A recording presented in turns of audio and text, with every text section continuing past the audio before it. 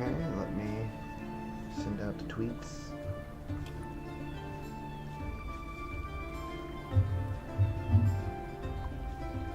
Oh yeah, we're investigating a murder mystery. That's right.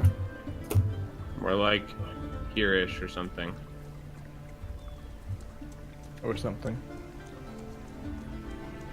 Whoa, there's someone's abode right there.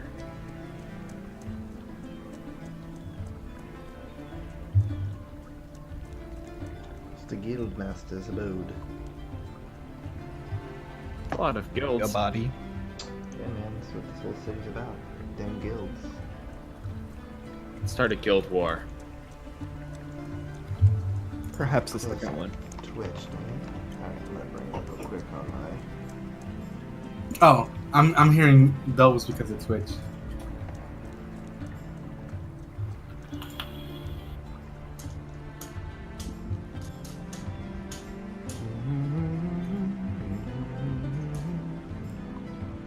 Alright, I'm seeing this. Let me, I'm gonna check the volume.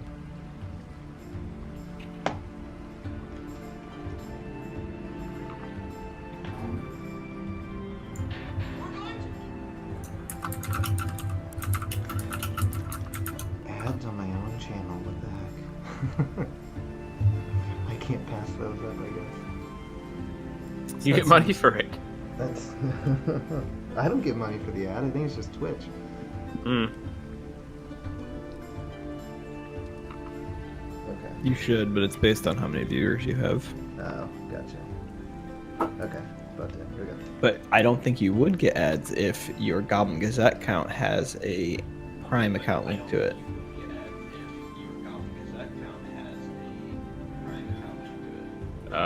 That's an echo. He's listening on his phone. Mm.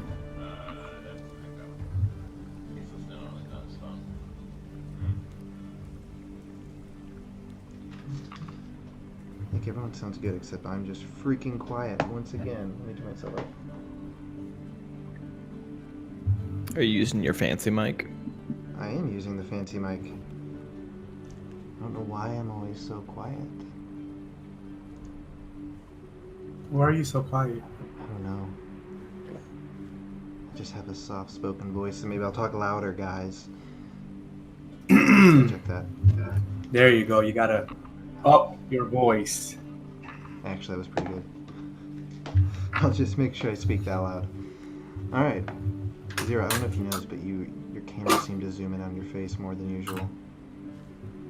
Me? Yes, unless you're sitting closer. I don't think so. Okay, just want to let you know. Alright. I think it's just the capture. Okay. Oh, There we go. yeah. Okay. Well, let's get started. Welcome to Adventure Advantage, Adventure with Advantage, episode 5. So recap of last episode. The party was making their way... They had gotten an assignment to investigate a murder in Sun's Rise. And they were investigating, checking out what had happened over there. While they were over there, Elomir went and spoke with a barkeep that pointed them in the direction of the Broken Dagger Inn, said that was a shady place. Maybe they'd find something there. So they went over there. After beating a guy in a game of Sulsamar, Levi was able to get some information from the guy about a man named The Hook, who Sebastian, who is the man who was murdered, may have had some money out or something like that. But that was all the information that they got. And then they were heading over to the guardhouse to speak with Captain Doring about potentially getting access to the murder scene. And that is where we will pick up. So, you guys are making your way across, what is it called? Dang it, blanking. Storm's Passage, I believe. So you're making your way across there, on your way to the guardhouse in the merchant quarter. It's probably about, I think we left off, it was about 11, 12 o'clock at this point. Yeah, you said it's about noon. Yeah, so it's about noon, so you guys are making your way over there. Sun's up high, busy day. What would you guys like to do? probably should continue, right? Head over to the guardhouse. That's what we heard. That Yep. that's the information you received, right, Levi? Mm-hmm. Yeah. Is Elomir with us or not? I don't remember. Yeah, we met up. Yeah, he Okay. caught up. And did you tell us about the information that you had seen too from the guards or overheard? Remember you did that stealth mission. Levi did. So I don't remember. I mean, if we you were didn't- keyed in. I'm sure he's willing to tell you right now. Yeah. Remind me what I heard. So I believe what you had heard was that the guards had a suspect or potential suspect that they were questioning. Yes. I think that was about it. And it seemed that they were getting the body prepared or something like that. Okay, yeah. Because they had a suspect in custody, so we were going to go see if we could talk to him. Okay. I remember now. It's been a long walk across the bridge. It has been 2 weeks. Woo! All right, so you guys are just going to continue your way over to the guardhouse to speak with Captain Doring? Yeah. Can we kind of like watch as we're going though and make sure we're not being followed? Sure. You're like asking a bunch of questions over there and then heading over to the guard's house might draw some attention, so Sure. I'm kind of worried about being followed. Go ahead and roll a perception check. Ooh. 8. 8. Okay, so... Excellent start. So you don't notice anything out of the ordinary. It's just a lot of people who are making their way across Doran's Passage. Some of them seem to be off to work. Some of them seem to be off to lunch, something like that. But no, you don't notice anything out of the ordinary. Okay. Sounds good. Alright, well, if you guys aren't going to do anything else, we'll say that you guys arrive at the guardhouse. It seems rather busy today, as you would expect, since there was a murder recently in town. You see a lot of guards making their way in and out, a lot of activity going on. Is there anyone that's like working at the reception area or anything like that, so that we could talk to and request an audience with Captain Doring? Do we see Captain Doring? Or do we see Captain Doring? Just from where you're standing, you don't see him, no. Okay. But you are outside the guardhouse. Oh, could we enter, or is it not? Is it like locked to enter? No, you can enter. Okay. I'd like to enter. Okay, and you were At saying you least. wanted to speak to like some sort of secretary or Someone like that that. would be able to get us in touch. Maybe like one of the people that we had talked to before. Okay, so yeah, you've been here before, and what you have, there is someone at the front desk, like kind of front desk type thing, who you can ask questions and stuff. It's just a younger woman who's just kind of sitting there. She seems kind of, all the activity, a lot of energy. She seems a little frazzled, but is just busy writing stuff down. So if you have questions, you can ask her. Okay. Yeah. So then I'd like to approach her. Okay. Does she have a nameplate on her desk? So I know she's who not. No. Okay. And I haven't interacted with her before, so I can't remember. So I guess I'll just walk up to her and be like, excuse me. May I have a moment of your time? She's like, and she kind of puts her pencil down or whatever she's writing with. It's like, yes, how may I help you? First of all, my name is Levi, and I just wanted to say that I'm here to talk to you all about the incidents that have been happening lately. Specifically the incident that happened earlier today. Yes, lots of people have questions about that. Right, and that's kind of why we're here, because people are asking questions, and we want to be able to, help control this narrative that's being put out there. See, we're with the Goblin Gazette and want to basically inform the people of what's being done. So we were wondering if we could talk to Captain Doring. Roll a persuasion check. Wait, different die. Has to be a different die every time. That's what it is with the dice. Make it a good roll. Popped out of my dice tray, but it landed flat, so I guess that still counts, right?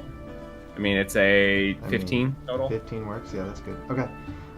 So she, is kind of brushing the hair out of her face. Again, seems a little flustered. She's like, Captain Doring's actually out right now. He was making his way to the Guildsway district. The Guildsway district? Okay. Yes. Would you be able to comment about the one that you have in custody for the murder? So she seems a bit caught off guard. She goes, I don't think that I... Could you let us know who it is?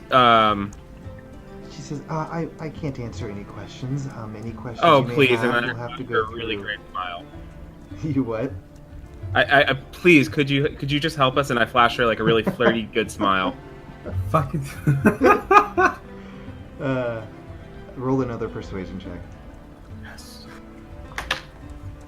Nah, that one's not gonna probably work. It's a 12. 12. Okay. She kind of thinks for a moment and she goes, any questions you may have should go through Captain Doring. I'm sorry I can't give you any information, though I'm flattered. Could you tell us where he went then exactly, and maybe we could catch up with him? She said that he went to the Guildsway district. Yes, the Guildsway district, but where exactly in the Guildsway district? So she says, he had mentioned that he was going to the Temple of Miriam there. Excellent. And then do you happen to know when he said he would be back, or did he not say? He did not say. Okay. Well, I think probably we would go pay him a visit, and thank you so much for your time. And then I give her a little wink, and then turn around and walk out. All right. She smiles and then goes back to whatever she was doing. Do we know anything about the temple? You said Temple of Miriam, right? Yes. You are welcome to roll a religion check to see what you know. Not it. Anyone who's interested. Okay. I rolled a 19. You said a religion check? Yes, sir. So I rolled 19. Natural 20, minus Natural 1. 20. 19. Oh, wow. So 19. Were you going to Yeah. roll or no? I figure one of them would let me know what's going Okay. on, because I don't think I would Okay. have So that you kind of both- knowledge right now. That's fine. Yeah, you both rolled a 19, so you basically have the same level of knowledge. So what you know about Miriam is that she is the goddess of love, life, civilization, healing. Has a lot of spheres, very people-oriented deity. And the temple is quite a large, and though you've not been there yet, you've heard that it is a quite large and what's the word? It's not large or it Very- is large? It is large. It's very pretty. I can't think of a good word, but like exquisite. Like it's a very nicely Extravagant. There you go. Extravagant is the word I was looking for. One question, DM. With this role, would you say that would we be able to know if she has a very big following? If she is one of like the popular gods? So because she is the goddess of, life, love, again, civilization, stuff like that, she is quite a popular goddess. Yes. Okay. Do we know if this is like a place you can just like walk in, or do we have to be fancy religious people? Again, you've not been to this temple, but most of the temples you at least have been to are open, worshipers, Okay. people who needing stuff. Again, especially Miriam, who is very much about people and helping people. Okay, cool. I think we move on then. Yeah, let's keep going. Head that direction. Are you guys gonna? Do you guys want to explain to me what this temple is? Because I didn't roll. She's So. the goddess of love and happy feelings. Oh. How happy are we talking about? Are we talking about making $1 million happy, or are we talking about like? Just like high five and a Ivana stranger happy. We talking about how you make the receptionist smile happy. Steelscar, my friend. That is lust, not love. Isn't it one the same? For very few. Nice. All right. So you guys are just making your way down to the Temple of Miriam in Guildsway? Yeah. Yeah. Okay. All right, so you guys head down through the Merchants District, or Quarter, keep saying district, Merchants Quarter, down the road, kind of go through a little kind of shaded wood area that then opens up into the Guild's Way. So you've not had a chance to visit Guild's Way since you've arrived, but you stop in amazement as you take in the scenery. The walkways are wonderfully crafted with an intricate design of Esrim's icon every few steps. The buildings are massive, reaching high into the sky as if they are reaching out to touch the heavens. On the buildings you see beautiful stained glass windows and gold filigree darting off this way and that. As you stand in the street, you see people walking past you in lavish garments of silk, satin, and fine leathers. You also see intricate sculptures sitting between buildings and beautiful fountains shooting water into the air as they glisten in the sunlight. You always heard that Esrim was a city of wealth, but until you visited Guild's Way, you weren't that impressed. But now you have to remind yourself to breathe. So that is Guild's Way. It is where the rich and wealthy nobility live in the town. Would you say it's ultra ritzy? Oh, yes. Okay. Again, yeah. I guess I haven't asked this. Go ahead. What's the symbol of Esrim, actually? Symbol of Esrim is, I have it written down, it is a scale. And then there's like so it's a blue scale, and there's a gold, let me see if I can share it without giving away too much. But it's a blue scale with a gold, what is this called? Dang it, laurel beneath it. Okay. Very much about trade and stuff like that. Now, this scale that you're mentioning, would you describe it as one of those old scales where it has like the two little things on the side where? That's what it is. Okay. No, it's a fish scale.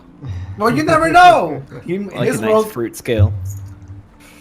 I mean, he might have like one of those little scales where you measure food. Yeah. Or portion sizes. I don't know. Yeah, so yeah, it's one of those. Okay. Cool. Do we know where the temple is? Yeah, so as you enter Guild's Way, the temple is kind of right in front, as you can see on the map. Yep, right there. So it's kind of like as you enter, you pass a few Easy to spot? buildings. Yep, it is a large building. Yeah, so as you guys get closer, you can see it's a large, beautiful structure made of elaborate stonework and glass windows. Large stone carvings of angels and all manner of celestial beings wind about the top of the temple. The entrance is a large stone door, which is currently open. You see some people kind of in robes moving, some leaving, some entering. Shall we head in and see if the captain is here? I say we proceed. I do want to say, though, if he is in the middle of some kind of prayer or something like that, I don't believe we should disturb him and should wait until he's done. I don't feel that's a good way to get on his good side, to interrupt someone. I agree. During practice. Understandable. So, can we head in and check out and see if we can see Captain Doring in there? Yeah. Now, if you would not have brought that up, I would have just gone in and talked to him without any issue. Yes, I know. Which is why I wanted to just bring it up and make sure, we keep our social tact as high as possible. So, are you going in or are you waiting? I want to proceed in, keeping in mind what Levi had just mentioned, and I want to go towards the church, and can we easily enter it? Is there anybody in front of it? Yeah, you can easily enter. It's a large stone door that's currently open. Okay, so I proceed through the doors, and can we see Captain Doring anywhere in this vicinity? Sure. Okay, so as you guys enter, so the inside is quite large and grand. It's very open, kind of like a old school, church where it's just a large sanctuary. There are just stained glass windows all around it, so the light's kind of piercing through and kind of scattering about these really pretty colors all over the place.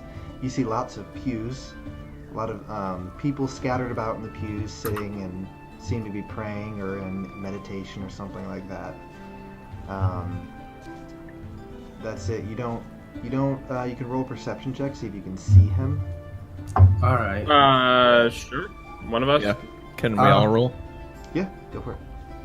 Perception 17. 20. Were you gonna roll? Can I It? roll two? I mean, you He's don't like- have to. You don't have to if you want. no. Unless you want. He's to. like, no. That was pretty good. That's fine. Okay. No, I Okay. rolled. What did I get? I got a plus 23. Okay. Ooh. So yeah, you guys scan about. You see a lot of people, heads bowed. Some talking with other people off in the corners. But you don't see anyone who looks like Captain Doring from your angle. Unless you're like going through pew by pew, looking at people's faces, you're not seeing anyone that looks. Could like I him. like go up to the front pew and like as I'm walking up, kind of like look down like each side, just being like, okay, just kind of keeping in peripherals like who's on each side and see if I can catch them. And then I just kind of like go and sit in the front and just like pretend to pray because Okay. gods and stuff. Yeah. I'm so gonna you- Like oh, go ahead. head banging bard, like looking around. I'm gonna stay in the back pews and just sit down and try to keep to myself, looking a little confused, Okay. not being my person, not really being a religious man. Okay. So Levi, you walk up to the front again as you're walking down the aisles. You're looking at the people. Your footsteps kind of echoing through the temple. Elomir, were you just hanging around in the back? Could I make a I was stealth check? Yeah, I was actually gonna go check the outside and see if he's not in the temple, but maybe Okay. just walking by. All right. You were wanting to make a stealth check, Levi, so you're not making noise as you're walking down. Yeah, I don't want to make as much Sure. noise. Go ahead. Try and walk quietly. Oh God. Oh, I got a 10. Halfway. You think you're quiet, but the Nice. echoes tell you a different story. So okay. So you guys are sitting in the temple at this point. Elomir's going to walk outside. Elomir, you see a lot of people walking around. You can roll a perception check to see if you can see him anywhere. Steelscar is feeling awkward. I rolled a 20. A 20. Okay, so you think you get a good, look about. You don't see him anywhere around the outside. You kind of peek around the, edges of the building, but you're not seeing anything. Do I see anybody guard-like that's not just kind of like, I don't know, do I see any guards that might look like out of the ordinary? Like not just standard guard business duty, but... No, most of the ones you see walking about, I mean, it's higher alert due to what's happened in the town. Right. But no, it looks like most of them are just either on patrol or, have stations that they're manning. Okay. I'll still try to just kind of scan the area, but I'll wait for Levi to infiltrate the service. Okay. All right, so yeah, Levi, so you get up to the front and you kind of peek around and you're still not seeing anyone who looks like Captain Doring in there. Okay, no problem. Since I don't see anything directly, I'll probably wait a few minutes, not to be rude, and then probably try and make my way quietly out back. Okay. Like just to the back of the temple or leave? Probably convenient outside because we don't want to talk to each other inside the temple, I would imagine. You can hear some people talking. It's not. So basically, the layout is again, it's a large kind of old school church temple type, but along the edges, there are some like rooms that you can see. You see people who look to be like priests or people who at least clergy who work here in the temple, moving about. So yeah, it's not like completely silent. Okay, that's fine. You could like talk to some of the clergy if you want to, or something like that. To see if anyone knows anything. That would probably be the next thing. Would be to look to see if I could find some clergymen. Okay. Is there one close by that doesn't look like they're preoccupied with something heavily? You see two people walking by. You see a dwarf and what looks like a human. just kind of walking along, speaking with each other that you could feel like you could probably approach and talk to? Sure. I'll go talk to them. Okay. After my praying, of course, or Okay. fake praying, I guess. All right, so you walk up to them, and what do you say? It's just like, excuse me, sirs, may I borrow you for a minute? I had a few questions. And they both kind of like just, look to you, hands are kind of folded over, and they're like, yes, how may we help you today? So this is kind of awkward, but I'm looking for a friend of mine. Do you happen to know a Captain Doring, of the city guard? He was said to have come here, and I was trying to meet with him. They're like, yes, we are familiar with Captain Doring. You said you were looking for him? Yes, and I was told he was heading this direction, so I was wondering if you had happened to see him today. Go ahead and roll a persuasion check. Oh, which color die? Whichever one rolls good. What's my plus? 22. 22. All right. Good job. Give me 1 second. Wait, no, 24. Sorry. 24. Okay. Jack Bauer. So, the human looks at you and says, yes, he's actually meeting with High Priestess Delma right now. Do you know when he'll be out?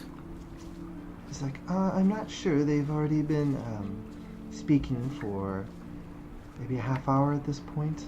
I'm not privy to why he's here or anything like that. Do you happen to know where he's meeting at? That would be the High Priestess's quarters.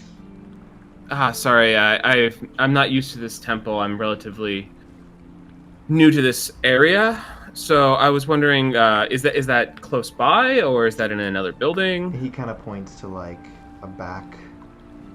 So like if you're looking at the front of the temple, it's like a room to the far left. But Okay. He does say, he's like, but that it's not really open to just public. Oh, of course. I was just, wondering where I could watch to see when they come out. Then, I can catch them when they're done. He's like, of course. I'm sure you could find a seat and they'll be out eventually. Great, thank you. And then I'll head back out to where Steelscar and Elomir are. All right, and like as you walk away, they're like, may the lady bless you today, and then they leave. And be like, you too, I think. All right. So as I see him walking back, I'll just join him if he's gonna exit. So I kind of want to talk to them in like a hushed voice. Okay. Is Elomir here too? Elomir, have you come inside yet, or are you still outside? I mean, you guys can go get him if he's still outside. Yeah. Yeah. Yeah, I was still outside, but we can join in. Yeah, then so we'll you grab guys like- Elomir or I guess while we're grabbing Elomir, we can discuss outside. Yeah, that's fine. Okay. So, so you guys take a step outside. Elomir, over here. Hey. And I join them. So he's currently meeting with the High Priestess. And it's in a room off to the left of the what is it? The main hall, I guess. Yeah, That's kind of what you would call sanctuary. it. Left of the sanctuary. Yes. So, here's what I'm wondering. I am not very good with being sneaky. Hey. We're all pretty aware of that. You, however, you move like the wind. I'm a sneaky man. So I was wondering, would you be able to go and listen in on what they might be talking about? See if we can get any knowledge ahead of time? Ooh, okay. Should I go from inside, or should we, is there a window I can listen through? Ooh, good call. See if there's something from the outside. We could see, could we walk around the sides and see if there's any access to the outside area, from the outside area? Sure, so yeah, you guys walk around the edges of the temple and where you would think her quarters would be. It appears that let me see. So yes, there are definitely windows, but they're kind of high up. They're not ground level. Most of the windows you were seeing in there were kind of higher up in the air. Any nice trees to perch upon? Not any that seem to be close enough that you could listen in on. Okay. You are outside. Okay. Might have to go inside then. Just trying to see if I have anything that helps. I don't yet.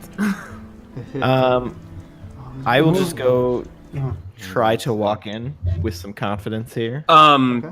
Before you go in, I just want to just take a moment and really talk up about how good you are at sneaking. I just want to just instill your confidence of like you're just absolutely the best sneaky person I've ever met. And give you some bardic inspiration for this. Some extortion.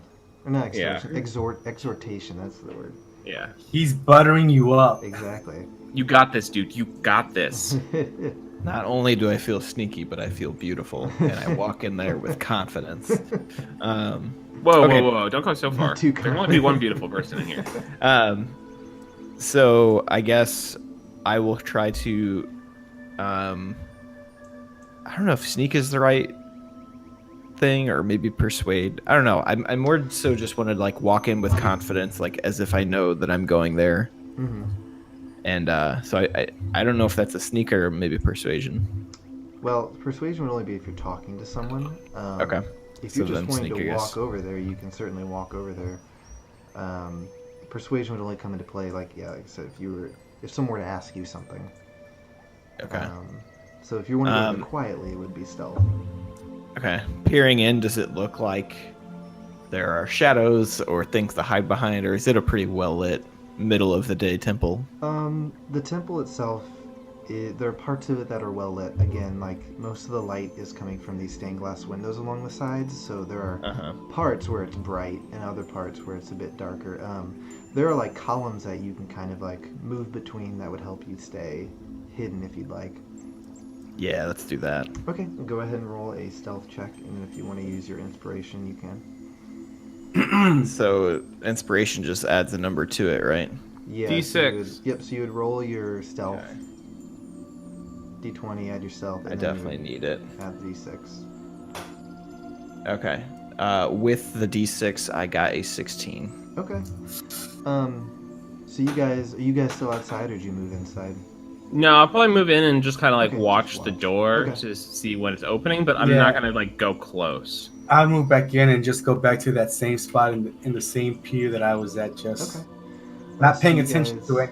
Watch as Elomir moves pretty silently through from column to column. Most of the people in here are busy doing other things. They're not looking around at other people. You know, it's a very solemn, people are praying, serious place. So like I said, most people are minding their own business. So you guys watch as Elomir darts from column to column and gets up to the door. And you were wanting to listen in to the door? Yes. Okay. You put your ear up to the door. Go ahead and roll a perception check, but I will at disadvantage since you're trying to listen through a door. Okay. I got a 21 and a 9. So you can hear kind of muffled voices behind the door, but you're not really able to gather much information other than like bits and pieces, but it's not anything coherent that you could put any, use for any sort of information. Can I detect a tone? Are they excited, happy, mad? It seems that the conversation seems a little bit tense, but not too much from what you can tell. Okay. I think I'll just go ahead and knock on the door. Okay. Oh God. Okay. So you knock on the door, and there's like it's a loud thump thump thump, and it kind of echoes in the temple. And you hear the voices behind the door kind of stop, and you hear the door open, or see the door open, and before you see a woman with pale white skin.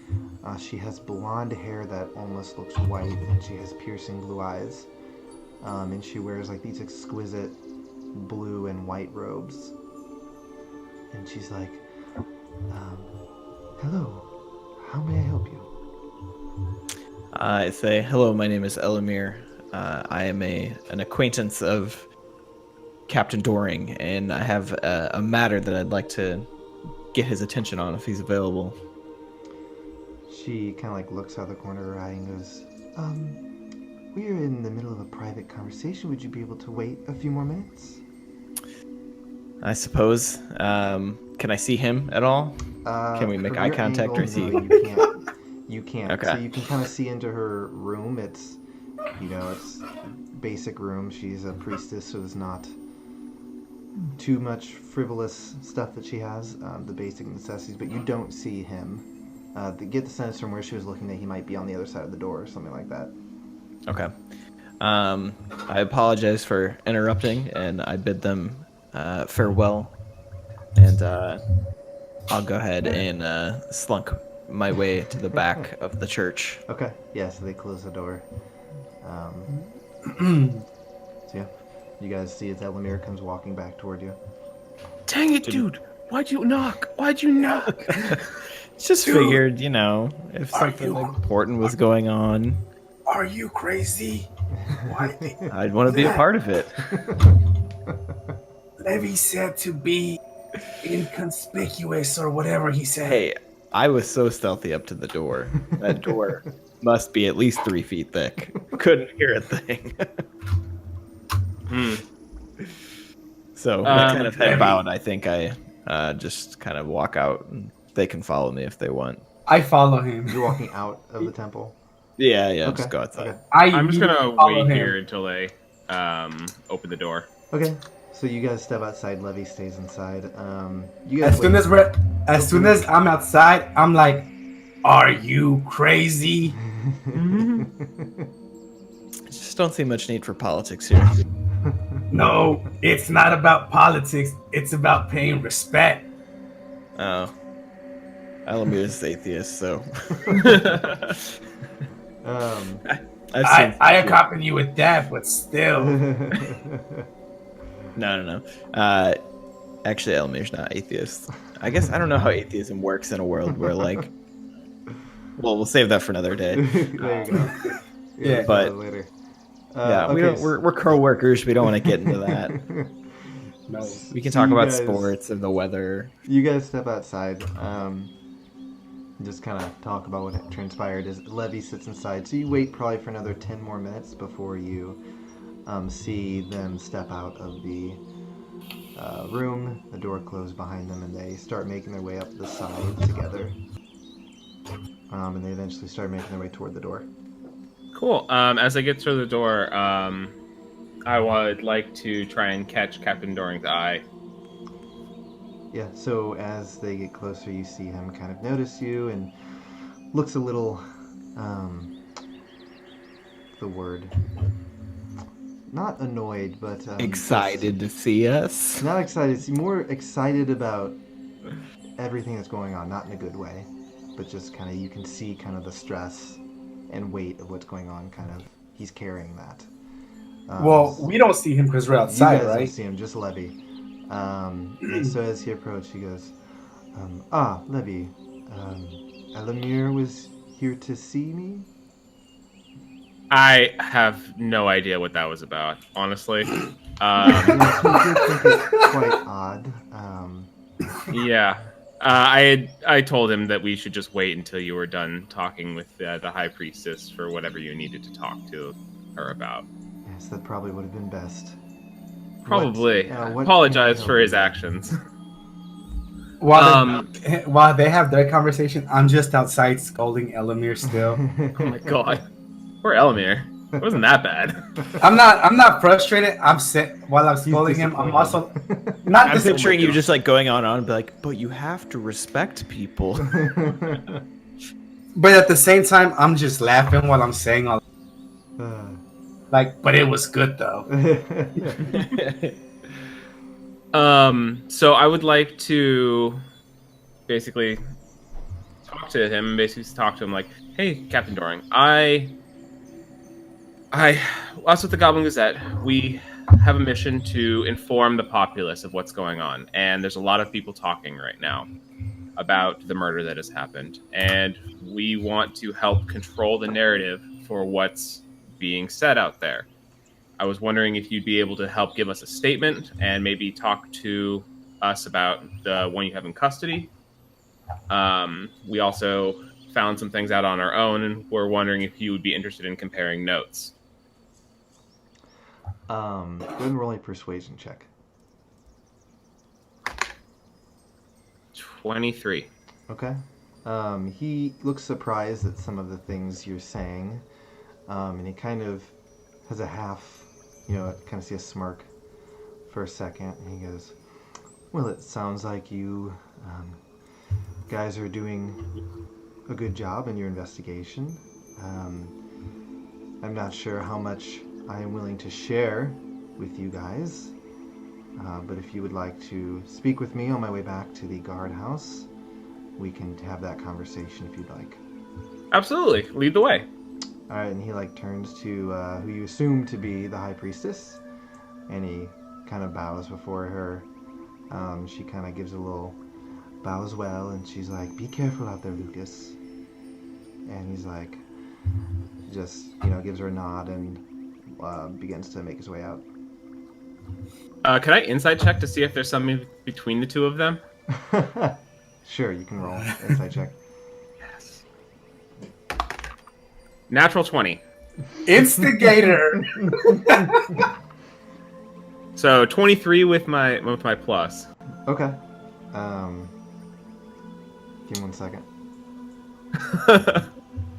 If you gotta tell him in private, just private message him. Yeah, I am. That's what I'm doing. All right. Yeah, so give me one. Do the equivalent of the whisper from Critical Role right now. That's fine. So yeah, give me 1 second. No problem. Guys, make sure you follow us on Twitter at ADV with ADV to keep up with all of our things podcast related, or follow us on our website at the Goblin_Gazette if you're interested in video game reviews and the such. See, there you go, plugins. But still, Instigator. Yeah, man. I'm interested.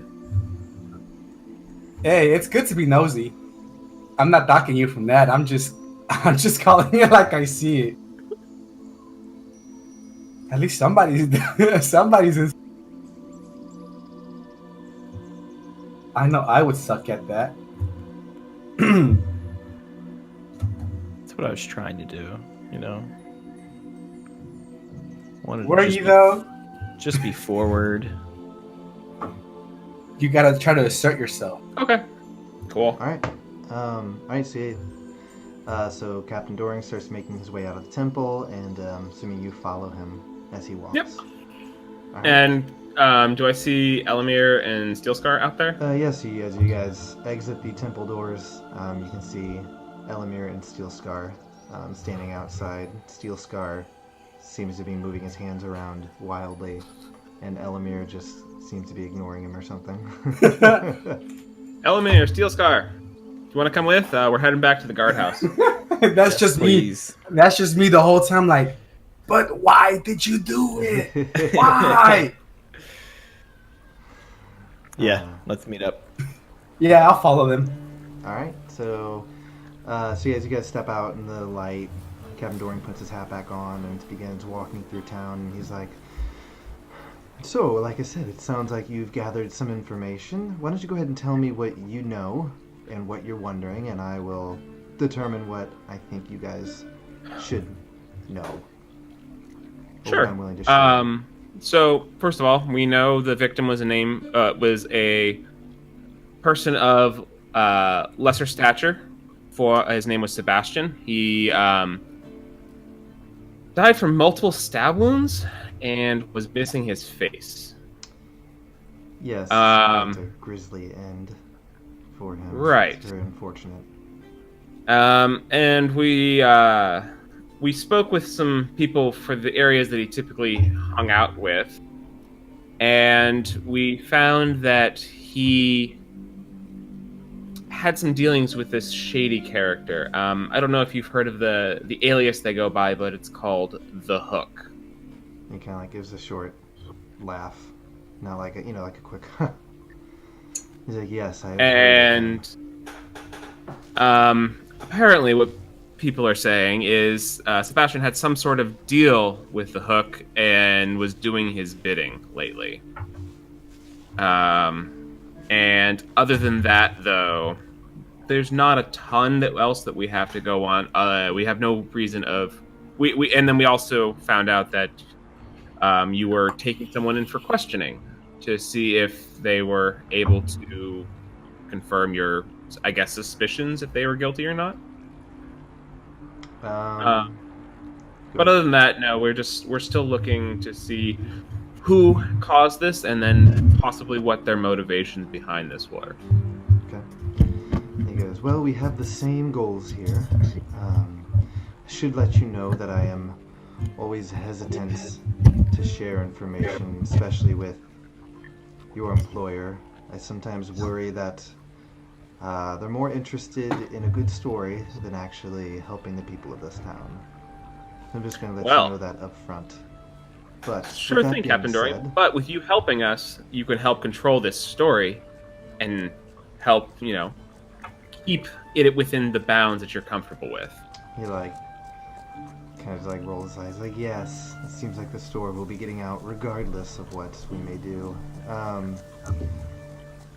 He goes, but I'll tell you, yes, the victim's name was Sebastian. He was a beggar in the Sunrise district.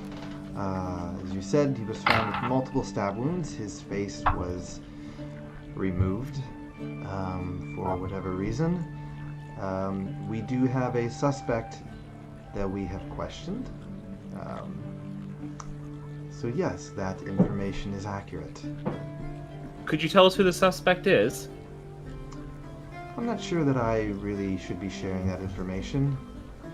Is the suspect guilty? Again, I don't think I'm going to share that information with you, because what may come of this investigation, we don't want it to, mar this person's character. Of course. We wouldn't want to report falsehoods anyways. We would only want to report actual truth here. So if you think they're innocent, then, we don't want any fake news, basically. I was waiting for that. And he says, well, the way I see it, if you don't know, then there's no fake news to be had. Yes, but you do know my superiors, and they don't have something, then something might just have to be made up, and I wouldn't want to endanger anyone else. He goes, I know Groggard. I've worked with him a few times, and though I do not necessarily always agree with his methods, he is certainly not a liar. And, no, he's not. He is a man of honor when it comes down to it, though he may be seeking a good story, so I don't believe you on that one. Well, you said yourself that my employer cares more about a story than what's the best for the town. I fear that. You fear. Well, we don't want your fear. Money and greed is a powerful motivator. And though my experience with Groggard is he has not fallen victim to that yet, it's always a possibility. Would you be willing to let us have access to the body? Or the scene of the crime? Or the witness? Go ahead and roll persuasion check. This one. I mean, right now our story is everybody's face could be cut off at any moment. 21. Okay. He thinks for a moment and he goes, well, I am a man of my word, and I do owe you a favor for your assistance with the sewers. So I will tell you, the body of Sebastian was actually brought to the Temple of Miriam just recently, actually. And the reason I was there was to actually get some time with the body to be able to, let's just say, question and see what information I could find out from the victim.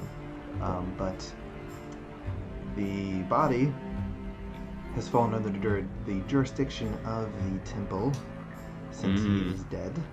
And his body needs to be prepared. Needs to be prepared. The proper rites performed in the certain amount of time. So that is what I was speaking with the High Priestess about. And she granted my request for later this evening. So if you would like to accompany me to that, you are welcome to, and I will say that our favor is complete at that point. That would be fantastic. Thank you. What time should I meet you back here? Meet me here. We can meet at the temple at 5 o'clock. Cool. Do I have a watch? Do I know what time it is? No, I was trying to come up with like dawn or dusk or something like that. So it's 5 o'clock. He gives you a rough estimate of time, so you know when to show up there. Okay.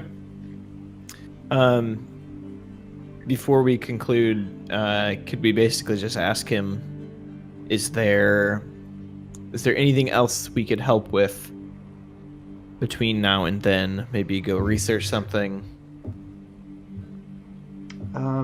Look into some things. Go talk to some folks. He just kind of says, well, I would encourage you in a few regards. Number one, stay safe. We don't know why the victim was killed yet. We have some suspicions, but who knows why. So stay safe, especially if you're asking questions, can certainly put a target on your back. Number two, continue your investigation.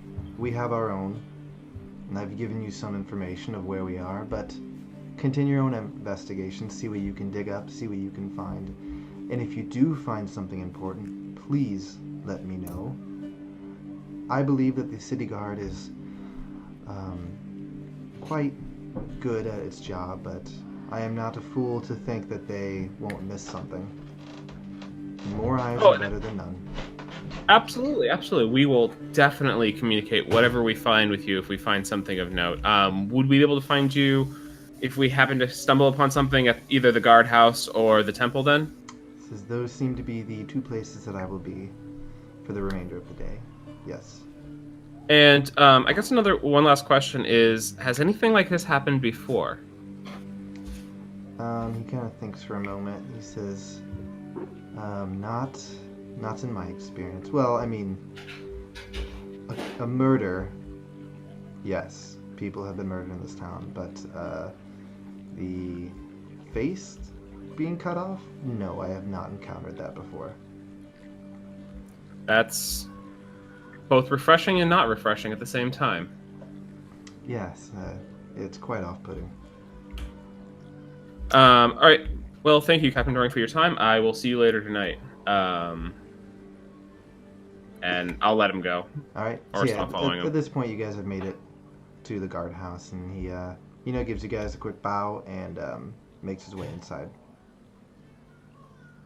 I do my usual salute and Steelscar salute. The Steelscar I love the salute. He's got his own salute. yeah. All right. Well, the military salute. All right. So yeah, he's gone. You guys are standing out in front of the guardhouse at this point. All right. What time is it now? At this point, it's probably about 12:30, 1 o'clock. Okay.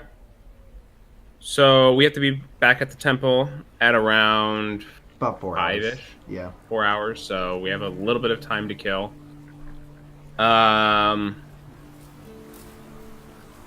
We don't have a suspect, but we do have an idea of what's going on, and then we're going to be inspecting the body later.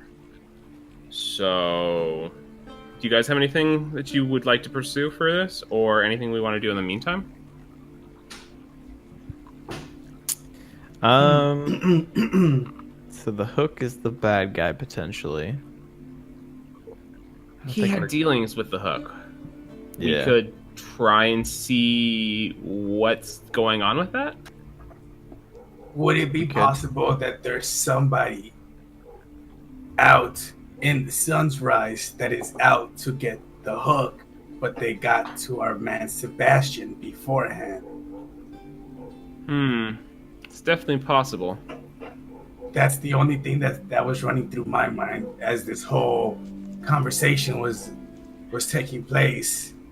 That I don't, if he was a loyal employee of the Hook, probably somebody was out to get the Hook and took out Sebastian beforehand, maybe as a warning or to make a point.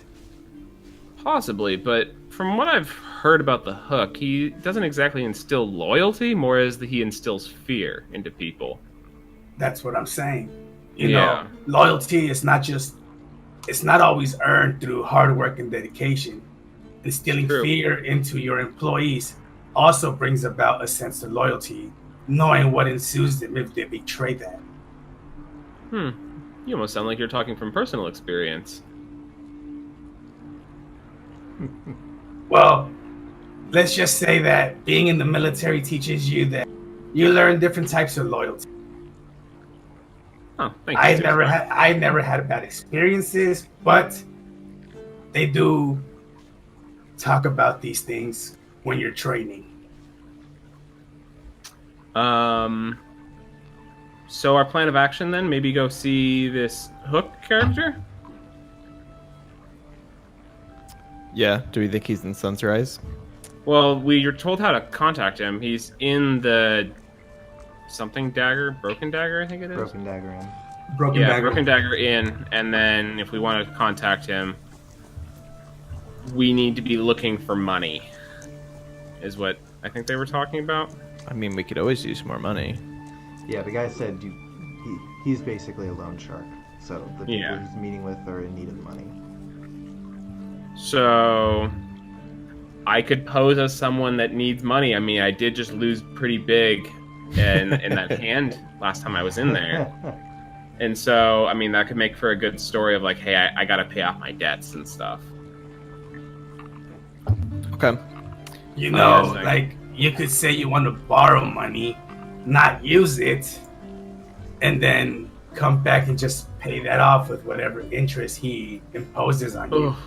Oh, you said my least favorite word, interest. Oh. Okay. Yes, yes. Do you not know how loan sharks work? No, I know exactly how they work, which is why I hate them. All right. Yeah. So we can do that. I will need both of you to support me, though. You want to head to the Broken Dagger Inn? Is what you guys are wanting to do? Yeah. Okay. Yeah, I'll follow. Get a meeting with the Hook. Mm-hmm. Okay. Alright, so you guys make your way through the Merchant Quarter, across Thorn's Passage into Sunrise. It seems like there's still... I mean, there's a heavy guard presence here, since this is where the murder took place. Seems like there's still some investigating going on at the murder site of the murder, where you guys are. But most of the crowd seems to have dissipated at this point. And you guys make your way down to the Broken Dagger Inn. Before we go in, hold on, do I have it, actually? Could I use my disguise kit to kind of, like, make myself look like a character from that bar that would be there more often? Like, a little bit shadier? Sure, yeah, you can. Little poorer. How long does Little it poorer. take to use a disguise kit? Has some... I don't know, it doesn't really say. So what you're saying is you want to make yourself less... I want to make myself less beautiful, yeah. You kind of broke out there for a second, but yeah. Okay, so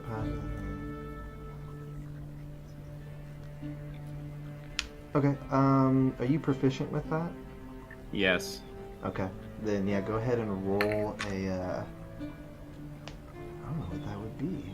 I guess a deception check, let's say. You're trying to make yourself look one way, but using, so... Wouldn't you try to be dexterous as you're applying your makeup kit? Well, did I say it'd be deception? Natural 1. Really matter what I get. Okay. Oh wait, hold on, I'm sorry. You made yourself more beautiful. Well, so you rolled a natural 1, right? Yeah. Okay, so I'm reading it's an intelligence check, but you get to add your proficiency bonus to it. So it's a natural 1. Okay, so in total it's a 1. Skills checks aren't an automatic fail with a 1. Still a 1 though. Aren't you? You said you're proficient in it. Yeah, so you're gonna add your proficiency bonus. Oh, if I add my proficiency bonus, it's a 3. Okay. What about your intelligence? Actually, you know what this is what I'm gonna do? I'm just gonna make a roll. Let's just go with charisma, because to me, so it's the equivalent of charisma check plus proficiency bonus. I mean, if it's my deception, then I have deception stat. Okay, so proficiency bonus plus charisma. Yeah, proficiency plus charisma. Then that'd be a 7 total. Okay. Still not. You get some, make yourself look like kind of a seedy, shady person, but kind of what you're wearing and just how your overall look. You know, you're a pretty boy. It's not. As you finish up and you see Steelscar and Elomir, they just kind of like get like, you know, a kid who just drew something and it sucks, but they tried really hard, like that kind of smile. Nice. It's great. They get like they're sitting there going, yeah, it's good. I'm just like, I totally wouldn't think that you were someone in disguise. I'm not trying to be in disguise. I'm trying He literally just went over and drew a mustache. Totally Wise different guy. now. Wise guy, eh? There you go. Yeah. A cartoon okay. villain is what you look like, basically. Okay. So so that's your disguise. Yes. So you guys are heading into the inn at this point? Yeah. Okay. So you guys make your way in. Go ahead. Do we see? So we know the barkeep there from earlier, right? Yes. So as you guys enter, it's a bit busier. Some people finishing up lunch. Same type of people you're seeing. You know, kind of hoods up, looking away, seem trying to be minding their business. You do see the barkeep. You know, is just sitting at the bar, speaking with whoever may be sitting there, cleaning up. Doesn't seem like, you know, he sees you walk in, but that's about it, unless you want to approach him. Yeah, I would like to approach him. Okay. So let me see real quick. The barkeep, he's kind of this greasy looking man. He's got like slick black hair and kind of this crooked nose, and he's like, back again, I see. Unfortunately, I seem to be down on my luck. Looking, do you know anyone where I could get 1,000 gold from someone? He kind of thinks for a moment. He's like, perhaps. I may know someone. Would you be willing to make an introduction? Unfortunately, people I owe money to don't like waiting. Roll a deception check.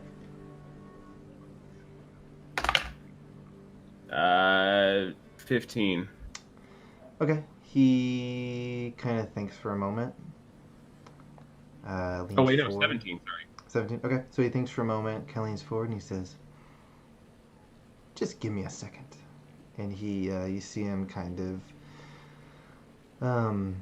of disappear in a back room. While he's gone, I want to ask Larry. I'm like, if you don't feel super confident about your disguise, would you like me to give you a black eye? No, I'm good. I'm good. Thank you. That was so kind of you. Are you sure? I really appreciate it. The guy comes back and you just have a new black eye.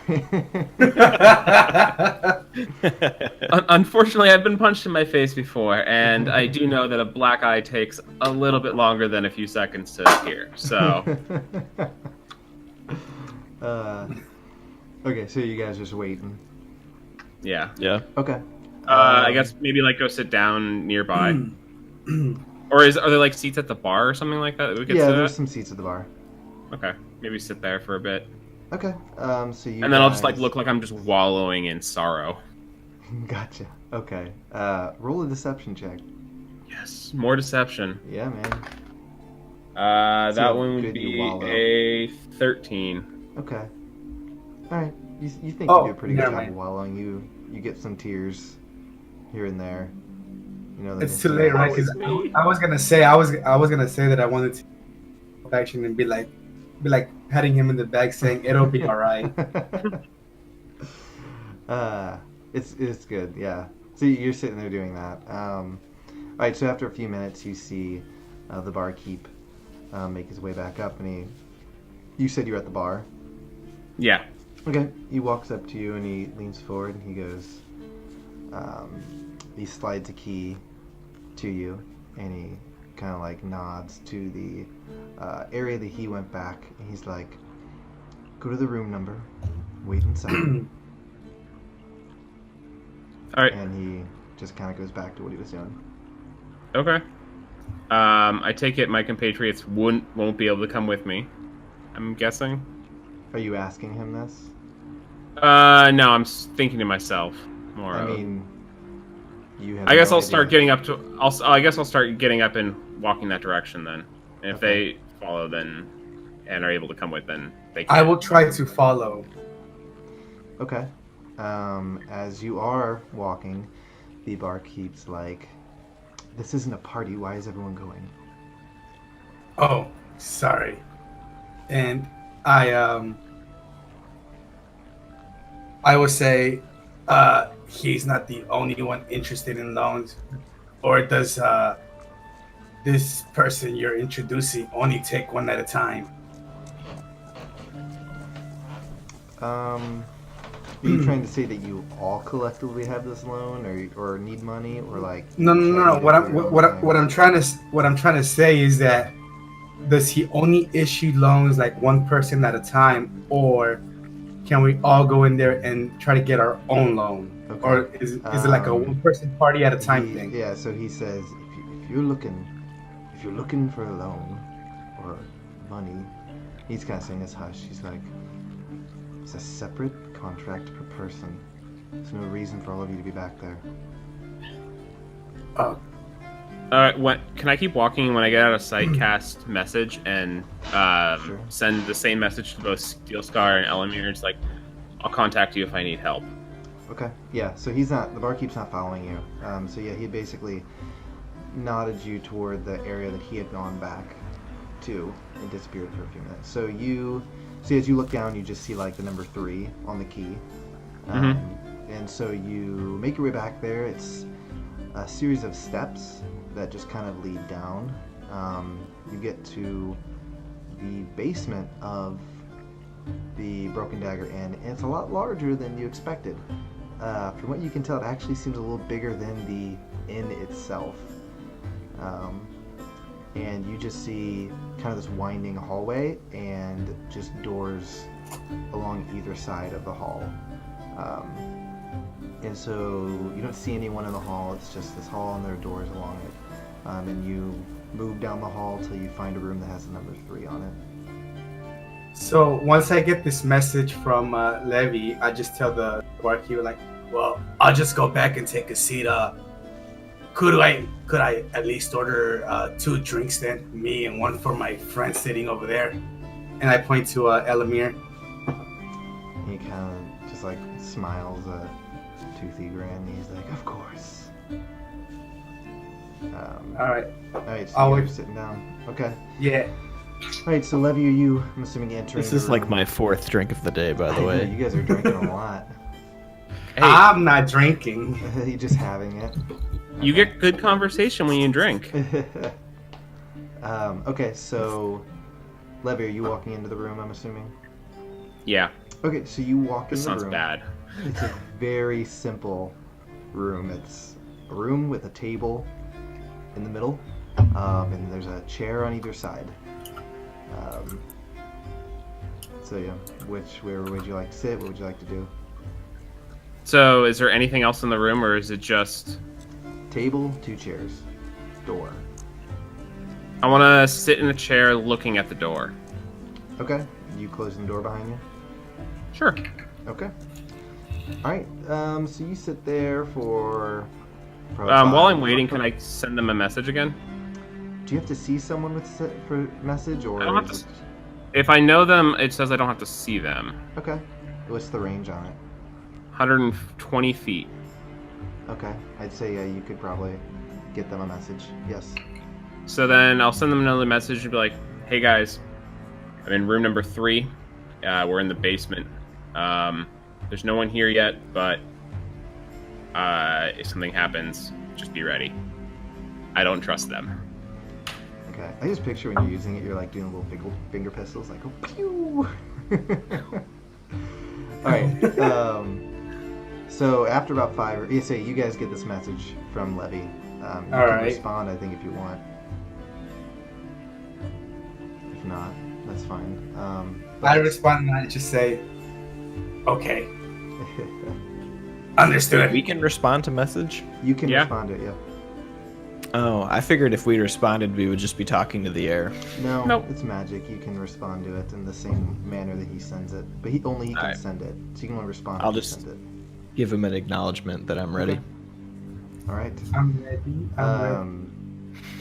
So after about 5 or 10 minutes, Levi, you see the doorknob turn, and before you see 2 large humans or humanoids walk into the room. One of them looks like a half orc. The other one has kind of this white ash gray skin. Just looks like a human, but not. Just very tall. Both of them just rippling with muscles. They have black tattoos all the way up their bodies. Are they like shirtless? Yeah, so they're both wearing like. Let me see. I like how this is an important question. Ooh. Yeah, so they both just have like these large metal belts, no shirts, and just like big black leather greaves on. They just have a ton of tattoos all over their bodies and their face. One of them carries a large axe, the other one carries a large maul. And then, so after they kind of move in and kind of move to either side of the room, you see this dark, black-skinned tiefling enter the room. And he has just like these gold eyes. He just kind of has this grin on his face as he walks in.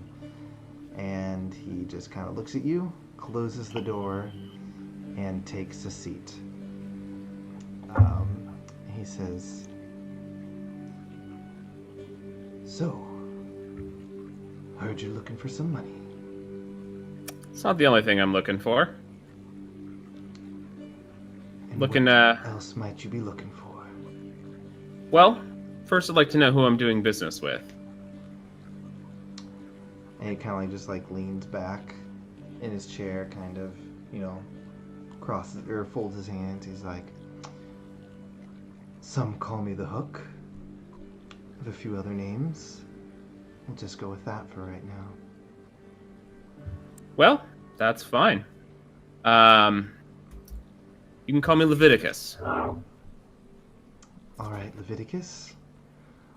So, what I'm wondering is, money comes and goes, yes, and money is great. But what I'm really in the market for is information, and I want to see if I can get information from you. I'm looking to hear about Sebastian.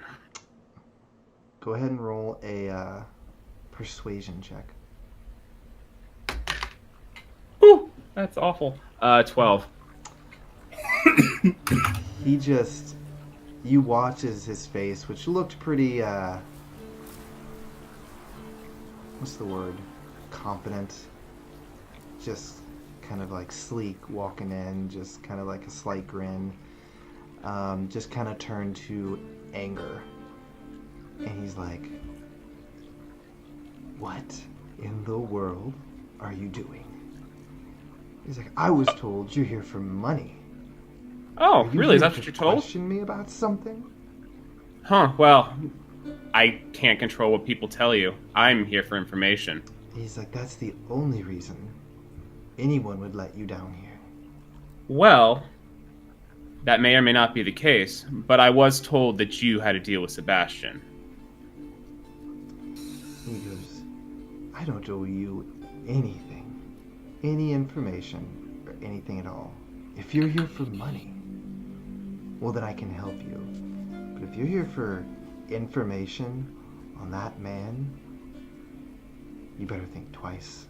You better think about what you're about to say after this. I thought twice. I still want to know information. Oh shit! You see, he kind of like snaps and points as the large half-orc moves toward you and pulls out the axe. Could I send a message? Sure, you can. Steelscar, might need some help down here. You can try. But as you're doing that, he grabs your hand. Because, hold on, let me see it message. Does it have a somatic component to it? VS. Thematic and vocal. Okay. Or So he watches you start moving your hand. He just grabs your hand. He's like, ah. What do you think you're doing? No magic or tricks here. And the spell did not go off. Okay, that's fine. Oh, crap. I have other ways. And so he's like, pretty cocky coming down here. I have to admit, kind of piqued my interest. But I really have no reason to give you any information whatsoever about anyone.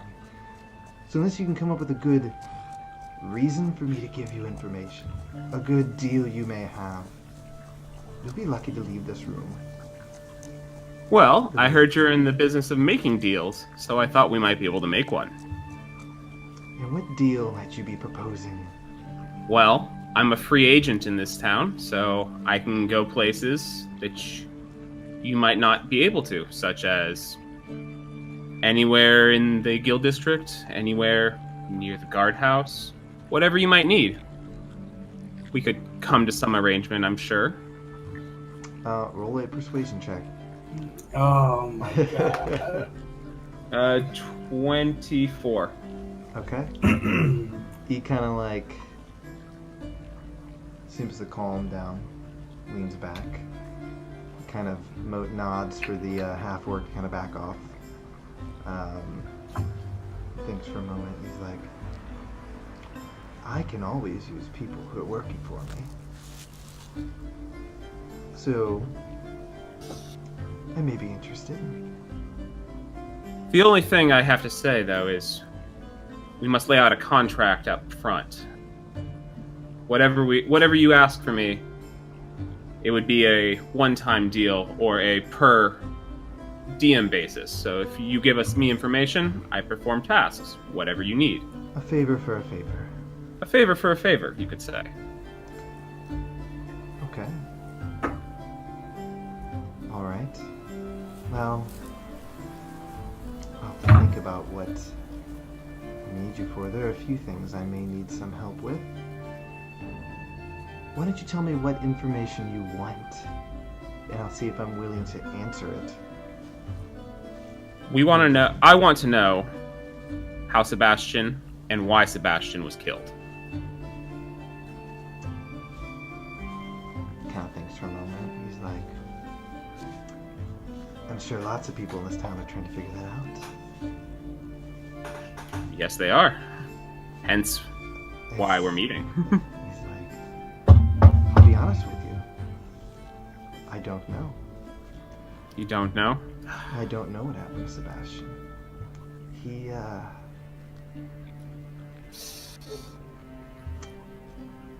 Okay. Give me 1 second. And he, turned around and leaves. For a second. Wait. 1 minute passes. Can I sleight of hand cast message? You can certainly try. There are two people in the room who are watching you. Yeah, I could like slip my hand under my coat or something like that, or yeah, do like a slide it yawn down. stretch for Try it. and cast it, yeah. That would be a 15 for my sleight of hand. Okay. Whoop. There goes the die. Okay. You are able to cast it, and neither of them seem to react. Okay, cool. I'll just be like, hey, so, I may have made a deal with him, but he doesn't seem to know a lot. I'm going to try and get out of here soon. Who do you send that to? I'm going to send it to Elomir, because I think Elomir would be able to communicate it best to Steelscar, because I don't want Steelscar to react instantly to it. Okay. And then Also, I almost died. DM, I have a question for you. Yes. I know you said that Levi is having this meeting with these 3 people. Mm-hmm. Did we see any figures enter from the time that he left That went downstairs? that went to the back of the bar? No, you did not. Okay. Okay, so after a minute or two, the Hook comes walking back in with a piece of paper, and he slides it over to you. He says, if we're going to do business, like you said, we need a contract. Of course. And so you look it over. Seems to be hastily written, obviously. And it basically says that for the information that you're looking for Sebastian, he will ask that you will be making a drop for him. How large is the package that I would be dropping? I'm assuming I won't know the contents, so don't worry about me asking. I'm not going to. And I won't look at the package, obviously. You're asking him this, right? Yeah. Okay. How large? How large? He says, small enough that you could hide it in a decent-sized bag. It's not very obvious. Okay. And would I be having to go anywhere where I would not normally be allowed to go to make the drop? No, you would not. Then, let me think.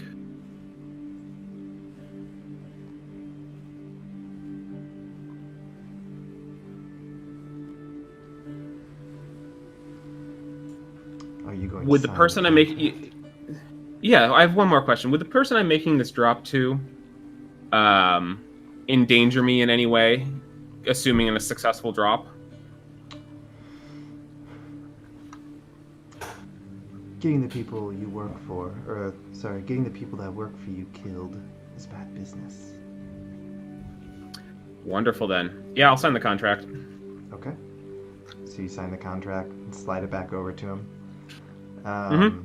He just kind of has a grin on his face, and he's like, all right, what do you want to know exactly about Sebastian? What was his deal with you? Kind of just, again, leans back. He's a very cocky guy. Yeah, Just leans obviously. back, is moving his hand about. He's like, Sebastian owed me quite a large sum of money. You couldn't pay it back, obviously. A beggar and all. So he worked for me. Made drops, similar to what I'm going to have you do. As well as some other stuff. Unimportant stuff. But he worked for me. It's unfortunate, because he was actually pretty good at what I had him do. And if you're wondering if I killed him, I would have no reason to kill him. It doesn't seem like you would be the type to kill one of your own employees who was performing well for you. No. Like I said, it's bad business. Do you know anyone that might not like you having good business? Someone that looks at you and says, hey, this guy's making money. He's smart. I need to disrupt his operation. Do I have any enemies, is what you're asking? I wouldn't go so far as enemies. I mean, enemies is a very strong word here. Competition, then. Sure, competition. We'll go with that. Of course, I have competition. In this city, outside of this city, they are all maggots compared to the empire I've built. Would any of them be as so bold as to make this kind of move against you, though? Thinks for a moment. It's possible, maybe. but I don't really see what they would have to gain by killing a lowly beggar. Was he on a drop when he was killed? No, he was not. Well, I do know that someone had stolen his identity, possibly. What makes you say that? In the manner that he was killed. What, you haven't heard? Yes. No, I've heard. Okay, yes. Yes.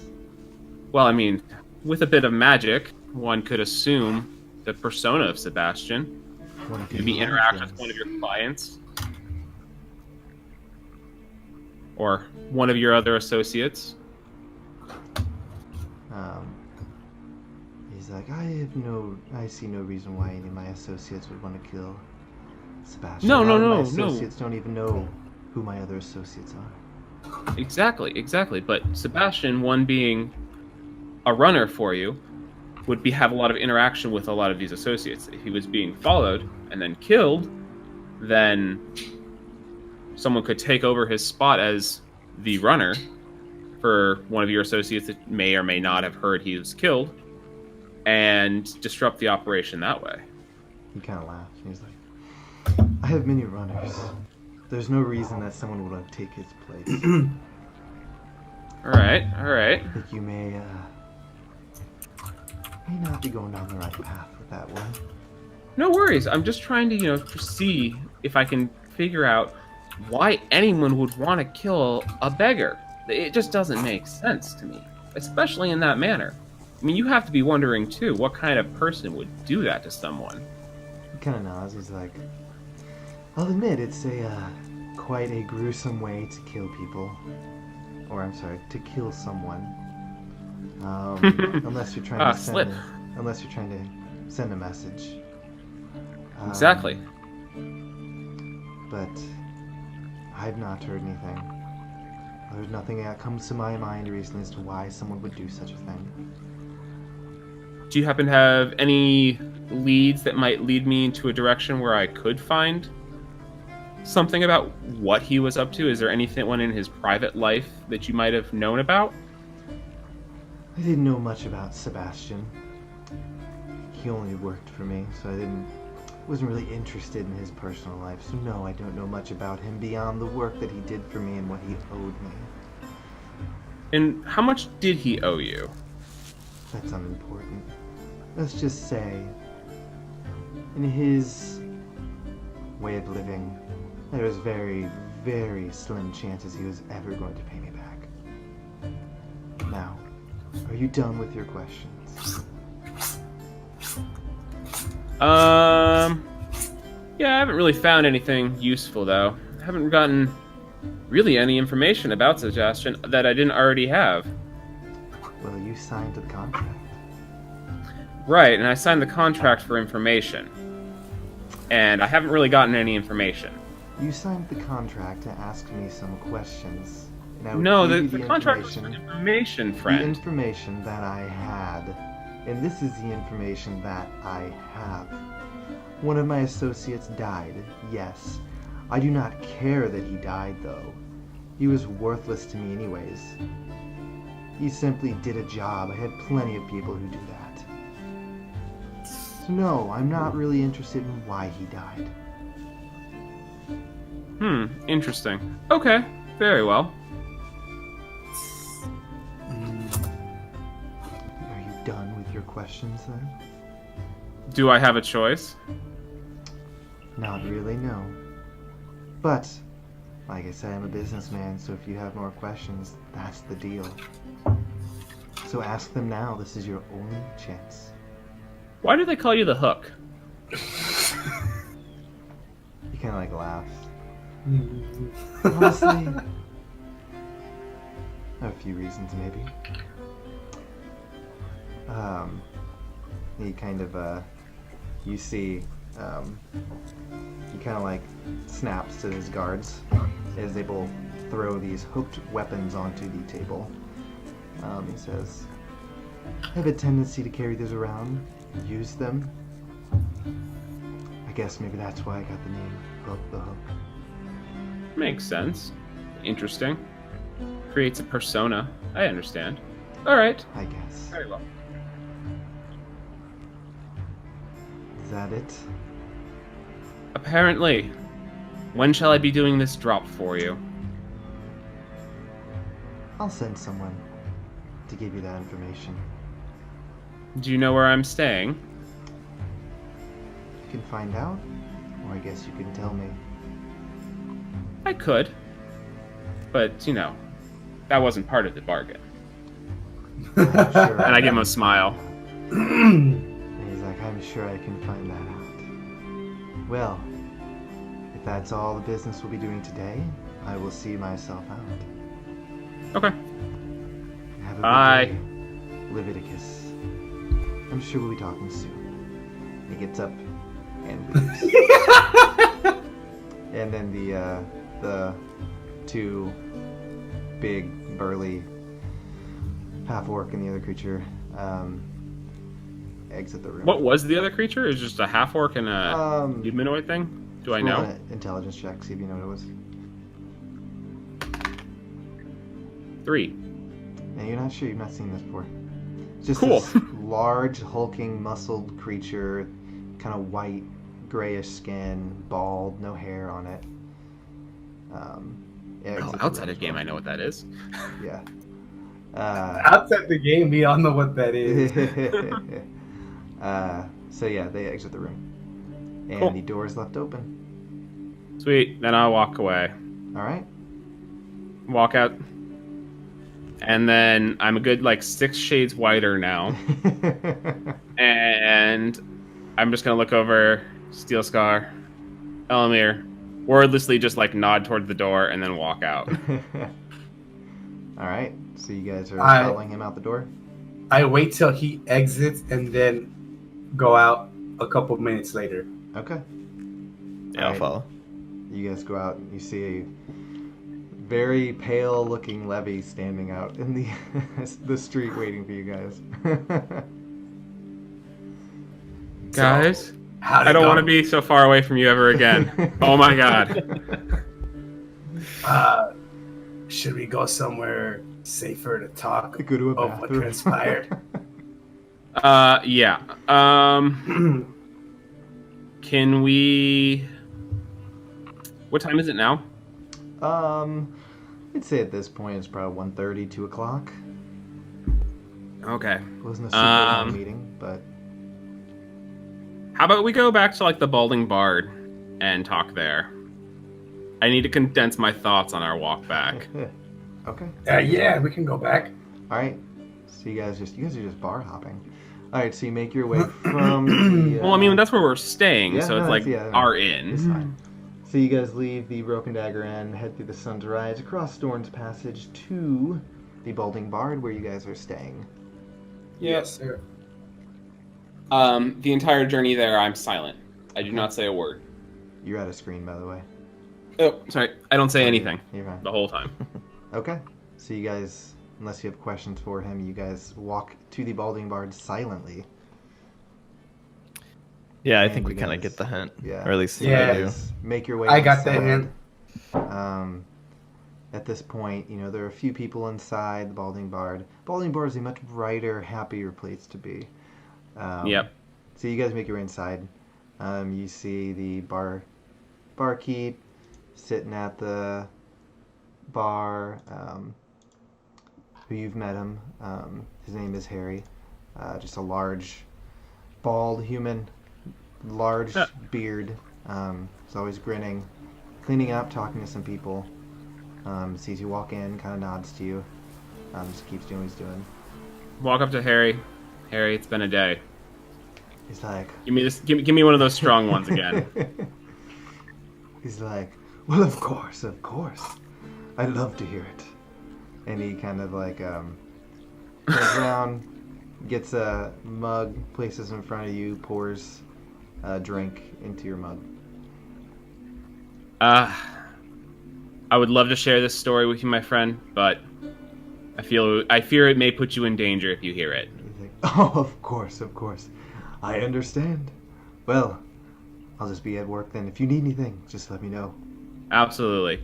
pound the drink, and then I go and grab a seat at the corner and like kind of like call Steelscar and Elomir over, hopefully. Okay. Oh, we're sitting wherever you're sitting. So Yeah. So So you guys make your way over as Levi sits down. yeah. all right. So I want to say this in like kind of like hushed tones to them, but I don't really want to whisper the whole time because that would be kind of annoying. So Just like a finger pistol. And guys. Yeah, just behind the back a few times. Just, People are watching, like, what is he doing? he's just making finger guns all the whole time. uh, So I met with the Hook, and I made a deal with the Hook. The gas. The deal sounds relatively benign. I'm basically going to be probably delivering illegal goods somewhere, and the exchange was for information. However, the information that he gave us was absolute crap. That guy knew nothing about this case. So, Or he wants us to think that.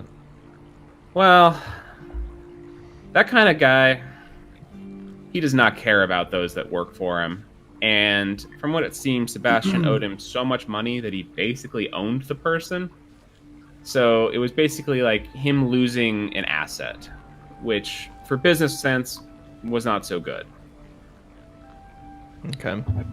So Hearing this information thus far, Steelscar does feel uneasy, yeah, especially with the nature of his background.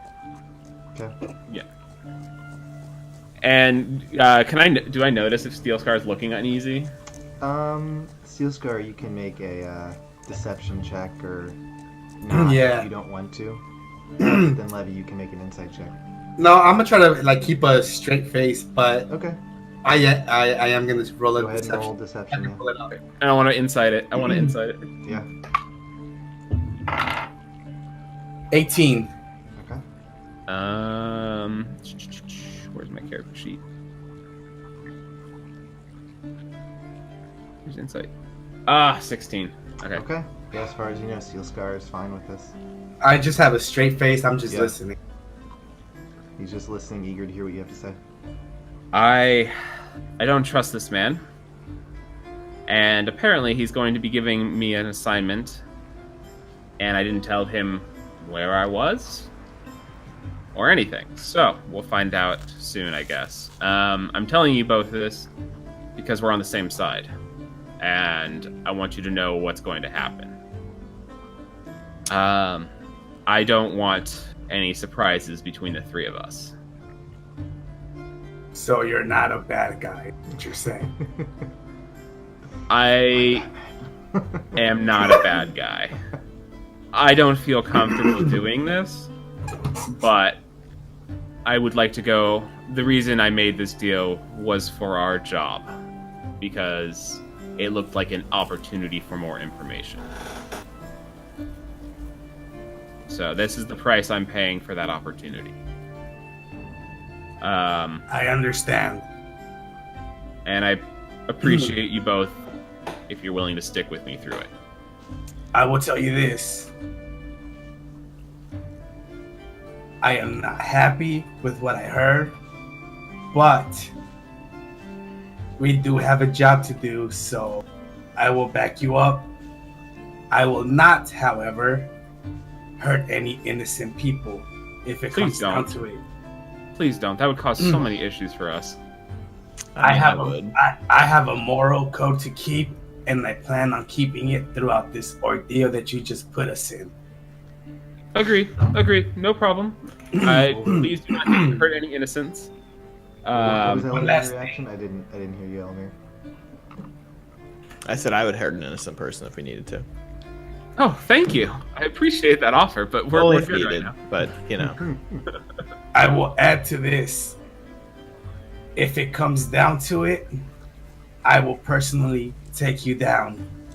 That's and fine. Take you That's to. fine. That's not what I thought you were gonna say. Are you going to take me out to dinner or downtown? Is that what you're I saying? will take you down and turn you into Captain Doring myself. If it endangers innocence or myself or Elomir. Well, I don't care about fighting people bad, but if it comes down to innocent people getting hurt, then I will take action. I'm a bit angry that this Hook character gave me absolutely nothing of value, and now expects something back in return. So, was wondering after doing this little drop, maybe dropping some hints with Captain Doring about what's going on at the Broken Dagger Inn. We could. What do you guys think about this? I say, Yeah, if we feel like we're gonna leave town soon, wouldn't want to stick around after that. But at the same time, we need to remember the Gazette does exist here. Yeah, And we wouldn't want to endanger our employer. but we got our nice magic book. That's Just true. run away. You're screwed so long. He's got his ways, right? It's a whole organization. There's insurance for that. They just burn it to the ground. Insurance money. well, if from what I'm hearing, you got bamboozled in this. Oh, I got so bamboozled. That's the technical Well- term. Yeah, if we want to get technical, it's bamboozled. There you go. Well, if he knows nothing about this whole death situation, I see no need to name drop him in any article that you write. No, he will not be included in this article, unfortunately. I would love to write about his capture, though. But that's just personal pettiness at this point. I don't really want to. I don't want to have that come out right now. Andrew, basically, you got fucked. Raw. It was a bad deal. It was a horrible deal, my man. I pray he does not alter it further. Yeah, there you go. Well, you signed a contract. Yeah. All right. You have no choice. So you guys are just reconvening. What do you want to do Yes. from this point? What time of day is it? You said it was around like 2, right? Yeah, probably about 2:30 at this point. Getting close to 3 maybe. If you guys have sat and talked this through, caught your breath. Would you say we have time? No, actually, we're gonna go to the temple later, right? Yeah. So you're going to Okay. the temple in about 2 hours to meet with Doring. Okay, then never mind then. I get. What do you guys want to do? Do we just want to wait till it's time to meet up with Captain Doring for now, since we really don't have any new information we can gather? Yeah, we're a bit stuck. I was wondering, what do you guys think? Could we go talk to Amber about this? About face cutting off. Yeah, if there's like a There's magical any- use for it or something. Any known uses for a face? Yeah. That might not be a bad idea. Yeah, I guess she might know something. She is an expert in the magics. And then the only other thing I was thinking about is possibly finding somewhere where we could brush up on any kind of medical knowledge for this examination later. Oh. Well, I did take a little bit of medical training when I was training in the military, so maybe I can help with that. Oh, that'd be fantastic. I would love to have your expertise. I'm only here to help. You're a good guy, Steelscar. You're a good guy. Stand up guy. All right, so you guys are wanting to go down or go talk to Amber. Yeah, sure. Let's go talk to her. So you guys make your way over to the Goblin Gazette, which is just next door. Make your way in. No, printing floor seems busy. Stuff printing, noises. You make your way back to where the Brightstones have their area, which is in the back corner of the room or of the the main hall. As you enter, you see Amber sitting at a table writing some stuff down. Doesn't seem to notice you. Amber, greetings. She's like looks up from the book. She's like, "Oh, good afternoon, lads. How may I help you today?" I was was wondering if you'd be able to help us with our case that we're on. And what case is that? We're investigating the recent murder in town. Oh, that's you. Okay. Yeah. I've heard about that. So, wanted to kind of talk to you, see the way the man was killed is extremely gruesome. And we kind of wanted to see if there was some kind of magical attachment for why someone might want to be doing what they did to the body. Specifically, removing their face. So she's like, so you're wondering if there was anything someone could magically do with someone else's face? Is that what Correct. you're wondering? Yeah. She kind of thinks for a moment. She's like, other than some form of necromancy or something like that, I can't think of any reason why someone would take another person's face. Most magics, you don't really need a face to look like someone if that's what you're trying to accomplish. Exactly. I mean, a simple illusion disguise or something like that would work perfectly well. Exactly. So, I'm not sure exactly why someone would take a face, other than, like I said, for some necromancy reasons or something like that, but I don't know a whole lot about necromancy, but I don't know what you could gain from a face that you couldn't gain from an arm or a leg or another piece of the body. Makes sense. Alright. Well, thank you so much for your time. We'll be back in. Is there anywhere we could actually read up on some medical information? We're going to be examining the body in a bit and wanted to, kind of brush up possibly on any knowledge that might be needed. She's like, well, medical stuff that's not my specialty, but I'd imagine if you're looking for some information, you could maybe make your way to the Scholars Guild Hall. They have a large library there with lots of information. But Great. maybe ask around. I don't know what you'll find there, though. Again, I've not looked up that sort of information there. Well, thank you. Of course. Have a great day. Yeah. You too. Alright, now I'm peacing. Alright. Oh, and so as you're leaving, she goes, oh, Levi, I do have something for you. Oh? Yeah, you asked me to look into a fairy fire spell. Is that right? Oh, yes, definitely.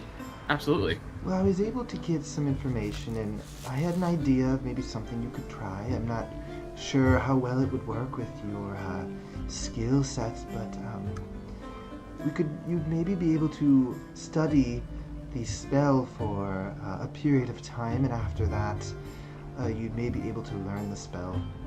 It might. I'm not sure how that would again affect your skill set, but you could give it a shot and see what happens. Couldn't hurt. Thank you for your time. Appreciate that.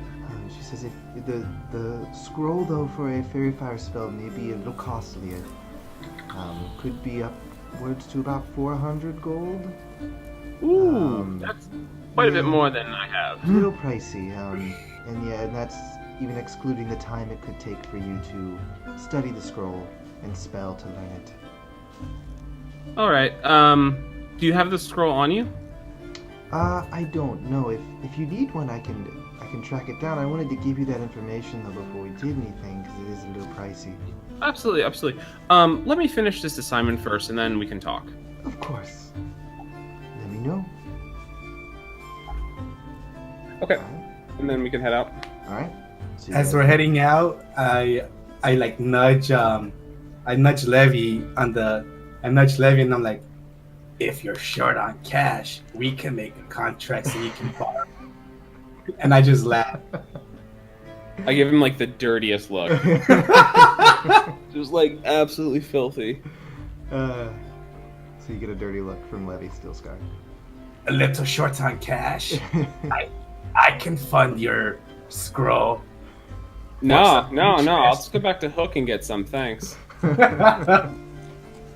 Alright, so you guys make your way out of their workshop. And where are you going? Should we go to the Scholars Guild then? What she had mentioned for like some kind of medical knowledge? It's in the same area, so we could head to the the shrine afterwards. Yeah. I'll follow if he goes. Okay. So we'll just say for the sake of brevity, you guys make your way to the Scholars Guild Hall. A lot of the guild halls in the Guild's Way are quite extravagant. Scholars Guild's no different. Large statues, stonework, very beautiful building. As you enter in, you are pointed to their access to their large library collection of books and tomes and information that they have. Asking specifically about medical, what are you looking for exactly? Like what someone who's stabbed to death looks like? What are you looking for? So the stabbing seems insignificant compared to the face ripping off. So I kind of want to look into one, what kind of medical procedure you would probably need to rip someone's face off, and then if there's any use for someone's face medically. Okay. Go ahead and roll, let's say an investigation check. So you're pointed in the direction of some books that may help you. You're on a bit of a crunch because you're wanting to get to meet Doring. So you're kind of flipping through pages, looking for the information you want, not necessarily reading entire books. 20, not natural. A 20? Okay. Mm-hmm. So you flip through, find, some, a cleric who had done some research on, bodies and stuff like that. It seemed that removing a face was pretty straightforward. Just required, it was just the skin. It wasn't like the bones or anything from the victim. It was just the skin of the victim was removed. Seemed it could be easily done with a knife pretty quick. If you're going for clean, it could take a little longer. As for any usages for it, again, you're not really finding anything that anyone could use a face for, other than maybe drying out the skin or something like that for some reason. But Gonna make some jerky. there you go, face. Nothing you're really finding that's helping you and what you're the information you're seeking. Okay, no worries. That's kind of it. Okay. I didn't know that this what I was hired for. Face jerky. Yeah. Like, why would we go for face check? All right, so you guys just waiting around at this point till you're meeting with Doring? Yeah, probably browse some books and stuff in the You guys in the look scholar. around. It's a very large, vast library, lots of information. You see lots of scholars walking about. After Yeah, I'm dinner, just sitting down. You're just waiting. I'm overwhelmed by all the books and everything. Reading is not my forte. Okay. Do they have picture books? There's a kid. No, Steelscar can read. He just doesn't like to. All right, so you guys, you wait around for the remainder of the time, and when it's getting close, you head over to the temple to meet Doring. Yeah. He's outside waiting for you guys. Sun's starting to set. As you guys get closer, he's like, glad you made it. Are you ready Thank to you go? for waiting. Yes, absolutely. Lead the way. You wouldn't really be able to get very far without me. Yeah, I know that. All right, so he makes you guys make your way into the temple. He leads you immediately left down the hall to a set of stairs that lead downward.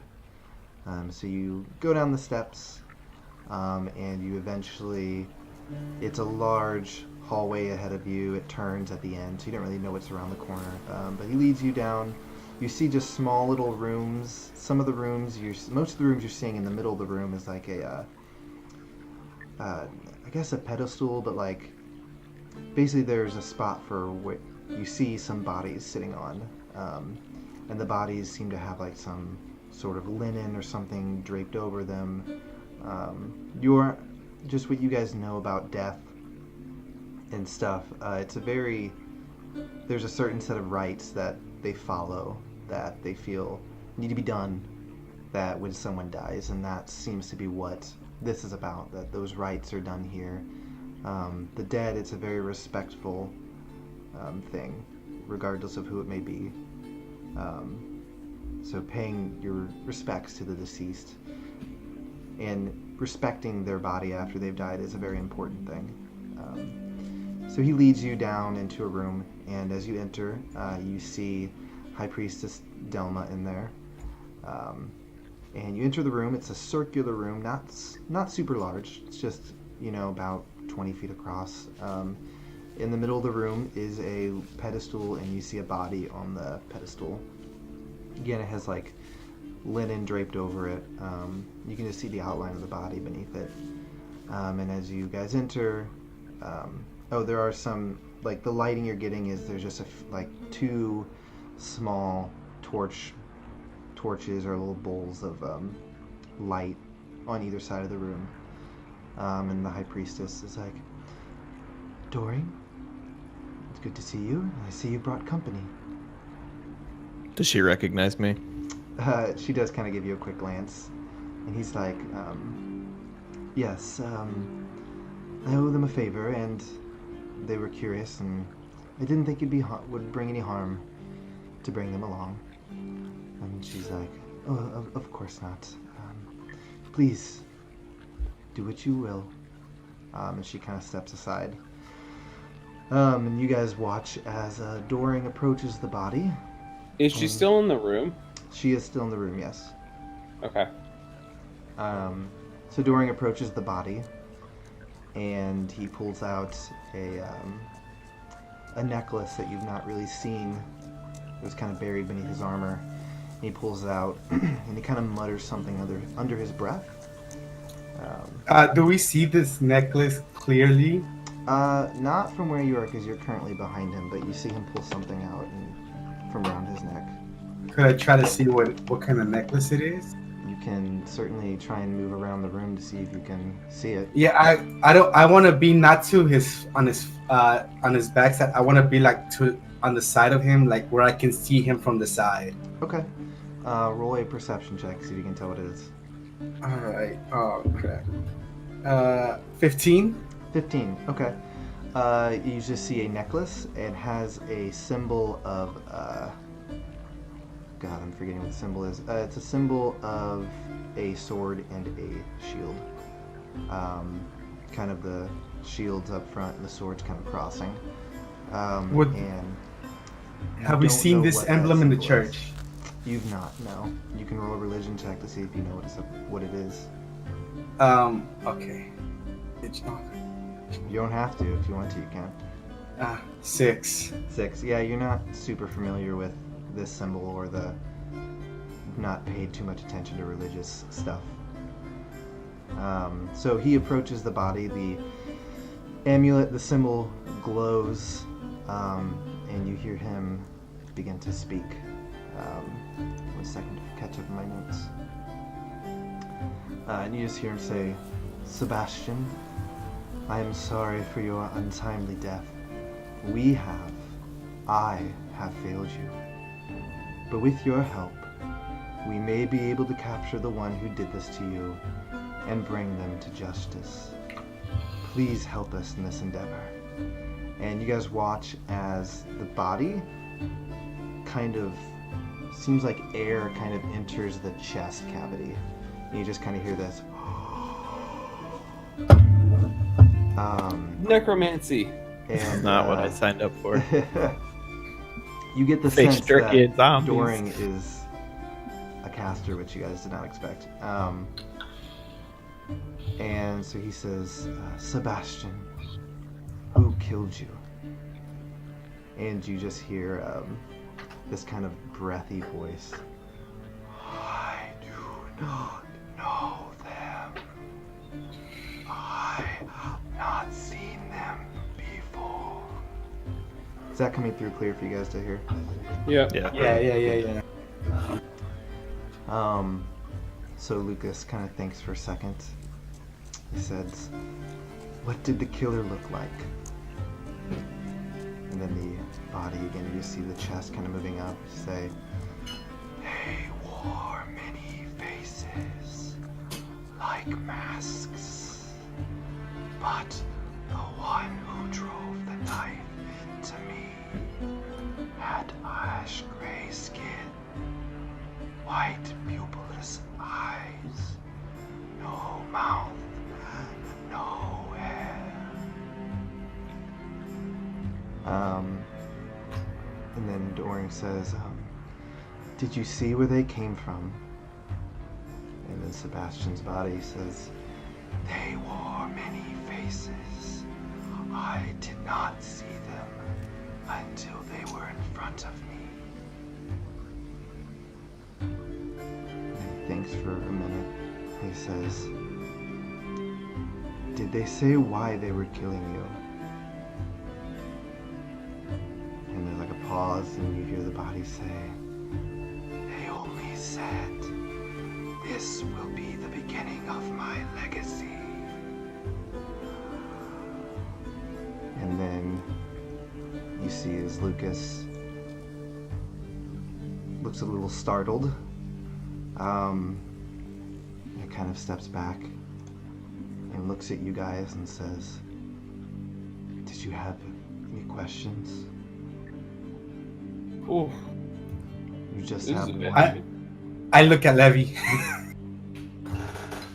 You get the sense he's saying if you have a question for Sebastian. Bastion. I didn't expect that we'd actually be able to speak with him. I thought we were more of going to be examining him.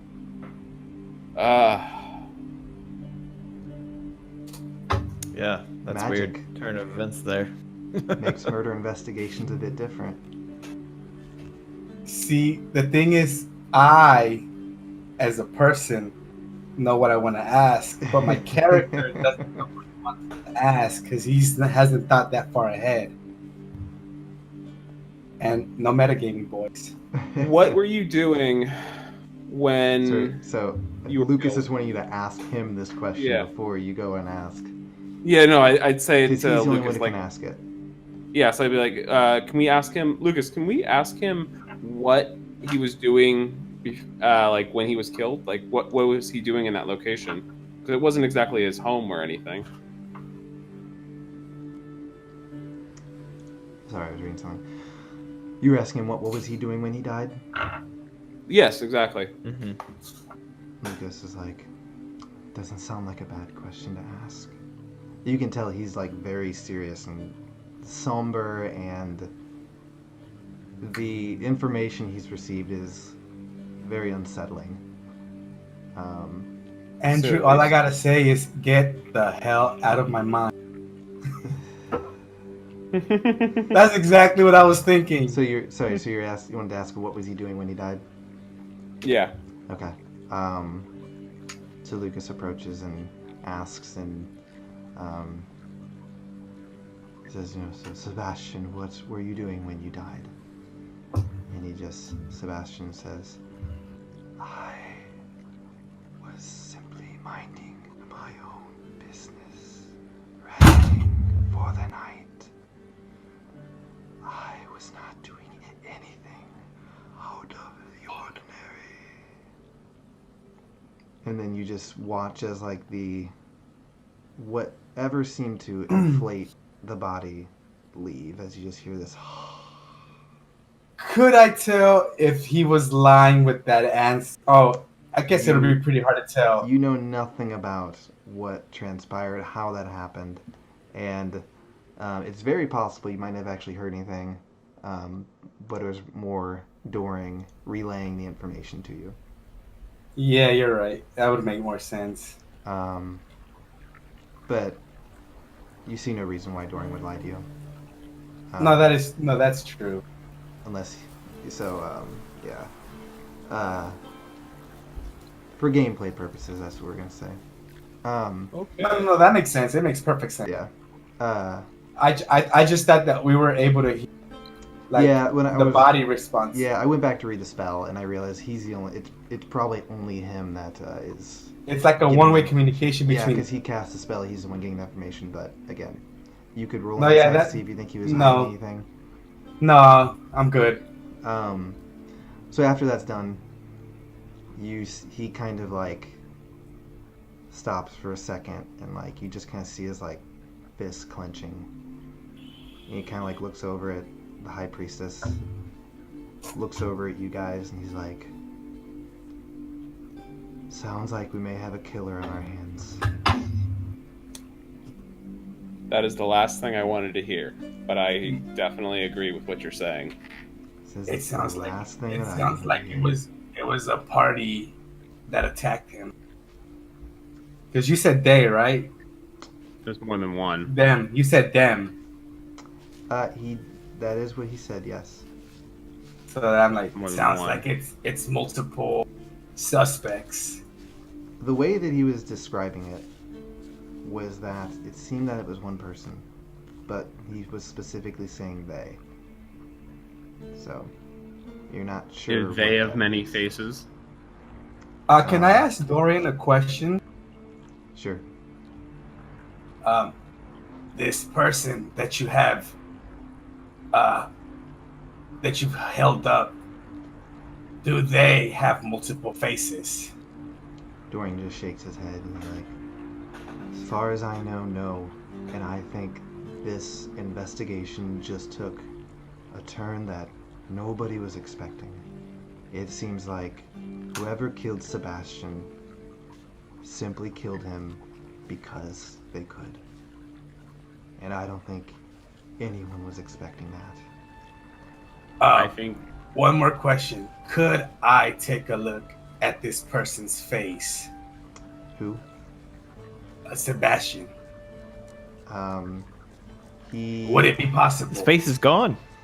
No. I want to see like his head. He Sorry. looks over The at... lack of. He looks over at Delma, and he's like, "You'll have to ask her." I look at them and I'm like, would it be possible if I just took a quick glance at the victim's face? I just want to check the method in which it was cut off. I happen to have a little bit of medical background. Wanted to make not a report. What is it to say that the doctor's like a report on it, or Just want to take yeah, a I just look. want to get a look. Okay, roll Yeah, perception or persuasion. Oh, damn it. All right. Persuasion is balls. Oh no, I have good persuasion. Yay. your persuasion is pretty good. I thought. 19. Okay.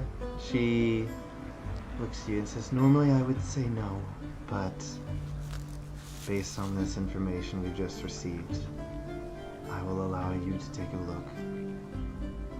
So she motions to Doring, who walks up and pulls back the linen over the body, and you see the face. That's just skin removed.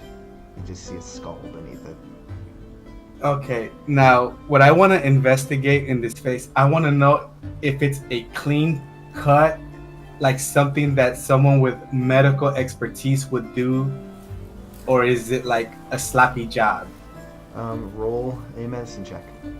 Awesome. Would we have any advantage on that because we researched it earlier? Well, it doesn't matter if you do or not, Fair. because I got a natural 20. Oh, you No, it doesn't matter. Okay. Total of 22. Okay. So you having been in the military or that military life and being around violence, cuts, and stuff like that, you're able to look at this and see that it was done kind of sloppy. It seems that it was done quickly. It seems that the skin was torn in spots where it could have been cut and stuff like that. So it seems kind of hastily done. Well, it seems that the person who cut this face didn't really have any knowledge of how to do a clean job. As you can see around the jawline, it still looks pretty. It looks like they tore it off, and it Heightened deep. illustrations. He's like grabbing the face. See, if you look here. If you look here, you'll see that the jawline was poorly cut off. Okay. I just relay that knowledge that I have, And yeah, so that it was poorly bad job. Pulls the linen back over the. While the face was exposed, could I have done like an Arcana check to see if it had any magic essence coming out of it or anything? You could certainly try. 10. You're not picking up anything. So at that point, Dorian's like, well, I think that changed a lot of things, and I have some work to do. And Doring, could we talk before we part ways? he's like, sure. And he looks at Delma. He's like, thank you, High Priestess, for allowing us to speak with Sebastian. She's like, of course, Doring. And then she kind of motions for you guys out, and you guys make your way out of the bottom part of the temple up into the upper part. And Dungeon Master. I was gonna say we can Quick thing. might want to wrap it up at this point, unless you have any. Yeah. I have one thing that I want to do before we wrap it up. Mhm. As they're exiting, I want to stay behind and I want to ask the priestess a question. Okay. I want to. So you're kind of hanging back, because she was fine. Okay. Yeah. She's behind all of us, right? Mm-hmm. Yeah. So as they're out and like not in earshot of me, I want to look at the priestess and be like, is it possible for me to come here tomorrow morning at the earliest time that you'll allow me? I have a few things that I would like to personally ask you, if you don't mind. She's like, of course, the temple is always open to any who may need the lady's loving embrace. What would I be will the be best there. time for me to meet with you? When the sun rises, I am always here, but whenever you need to be here, I will be waiting. I am typically in the sanctuary in the morning. You can find me if you need me. Thank you, and then I catch up with the rest of them. Okay. All right. Levy, was your question, could it wait, or did you want to ask it right now? I wrote it down. We can Okay. catch up next week. With All it. right. I think then we will catch up next week then. All right. Awesome. That's the end of episode 5, everyone. Thank you so much for watching. Hopefully I can get this up on YouTube soon and in podcast format as well. I believe we're out on iTunes now, Stitcher. I think you need to get TuneIn still. I think Google Play. So we're in a lot of places if you want to listen to it in podcast form. Oh, snap. All right, guys. Well, there's nothing else. Make sure you follow the podcast on Twitter at ADV with ADV, just to keep up with any updates you might have, or That's right. there's some Saturdays we might not be able to come live due to personal reasons. Yeah, and we'll usually try and put that out there. Also, since the last one, we are now Twitch affiliates, so if you have a sub just laying around, if you have an Amazon Prime account, you have a free sub, so Go up there. subscribe. Yeah, man. Subscribe. Hit Thank that. you, everyone. I think that wraps it up for tonight. Have a good night, folks. Bye.